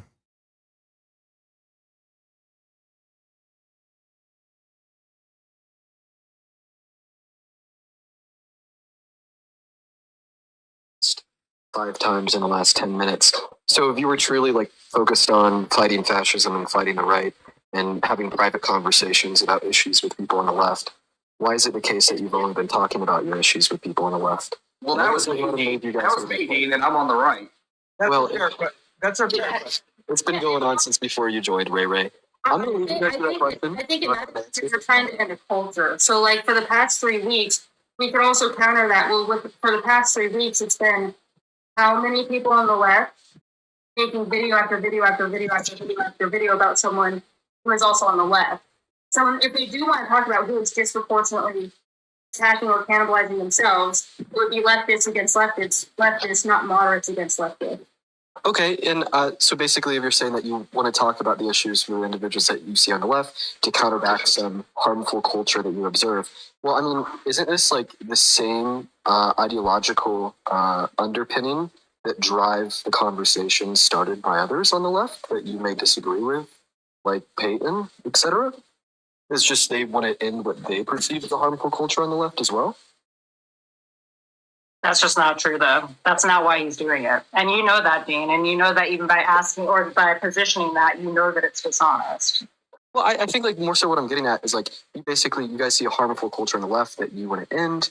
And I feel like maybe that's the underpinning reasoning behind others that you disagree with. No, see, you're not asking the right question. That's not why I'm doing this. I'm doing this because I want progressive policies to continue. And I'm doing this hoping to talk to young men that were exactly like me and find a way to connect with him, like, and explain how it was explained to me, because I used to be conservative. So, like, that's the goal. The goal isn't to attack the left. The goal is to move people who voted for Obama twice to maybe get them back over to the left, or even young kids that, maybe are that follow Charlie Kirk, as you know. I don't think there is a point to end anything on the left. You know, we can all exist, and those who want to perpetuate the cancel culture can continue to do so, and whoever wants to succumb to that can. I mean, when you're in school and you go to lunch, you all sit at different tables, but you're all part of the same group. You have your own little cliques. Like, I don't care who's on Wait, what did Alina do? left are not getting the people over to the left in order to win elections. And that's where we need to situate ourselves closer to the center, bleeding into the right to get that to happen, for the people on the left to do what they want to do. And that's just our group that we're talking about. So we believe that everyone pretend this is a vehicle for progress, and the engine is doing something and it has no regard for what the axle is doing, but they belong to the same vehicle and their job is to push the vehicle forward. So if you believe, like in your space, how you handle a situation when it comes to like the Unfuck America or whatever, and you want to hone in on those issues, I think that's really great for you and your audience for sure, but we are trying to go to a different target audience. Our goal is not to entertain the left or to be way over to the far left. Our goal is to go after MAGA. Be in the echo chamber. Yo, Yeah, we're looking for I don't want to be comments. in the echo chamber. the individual voters. Santana said, "Can the person behind Mercedes speak? Hashtag get out." Harris, even though I was on track to vote for Donald Trump. That's because Destiny broke through my algorithm. You guys are slapping down facts. Like, debate content works. Also, though, what drives me away as someone who is like ex-MAGA just came over here, the debate content works, but then also when I've seen it turn into like what just happened with the Unfuck America tour, turn into like a millions and millions and millions of people event, that turns me off from the left. That turns me off from the left. I think things need like handling things like that causes people who potentially vote over here to not. For example, that one girl who came up here earlier in Ray Ray, the only reason that they think we're different on the left, or they're even willing to be us and think that we're like the more palatable leftists, if you will, or more palatable people on the left, is because they're talking about the toxic cancel culture of the left. The cannibalizing is counterproductive for the movement. I think we should all have our positions and leave Okay, each y'all, other alone in if our you positions. if you want to keep watching, this is on Mercedes Chandler's live. I'm gonna end the live so that I can get up. I can't stream it because TikTok only lets me stream for a certain amount of time, and then they're like, oh, you gotta log in, and I just logged out, and I have to use my phone to log back in. It's a whole thing. I love you guys. I'll hopefully see you guys tomorrow. Hopefully the TikTok unban goes through. I will keep all of you posted on Discord. Love you, love you, love you. Bye. As Lena joined the tour. Okay. Good night, good night, good night.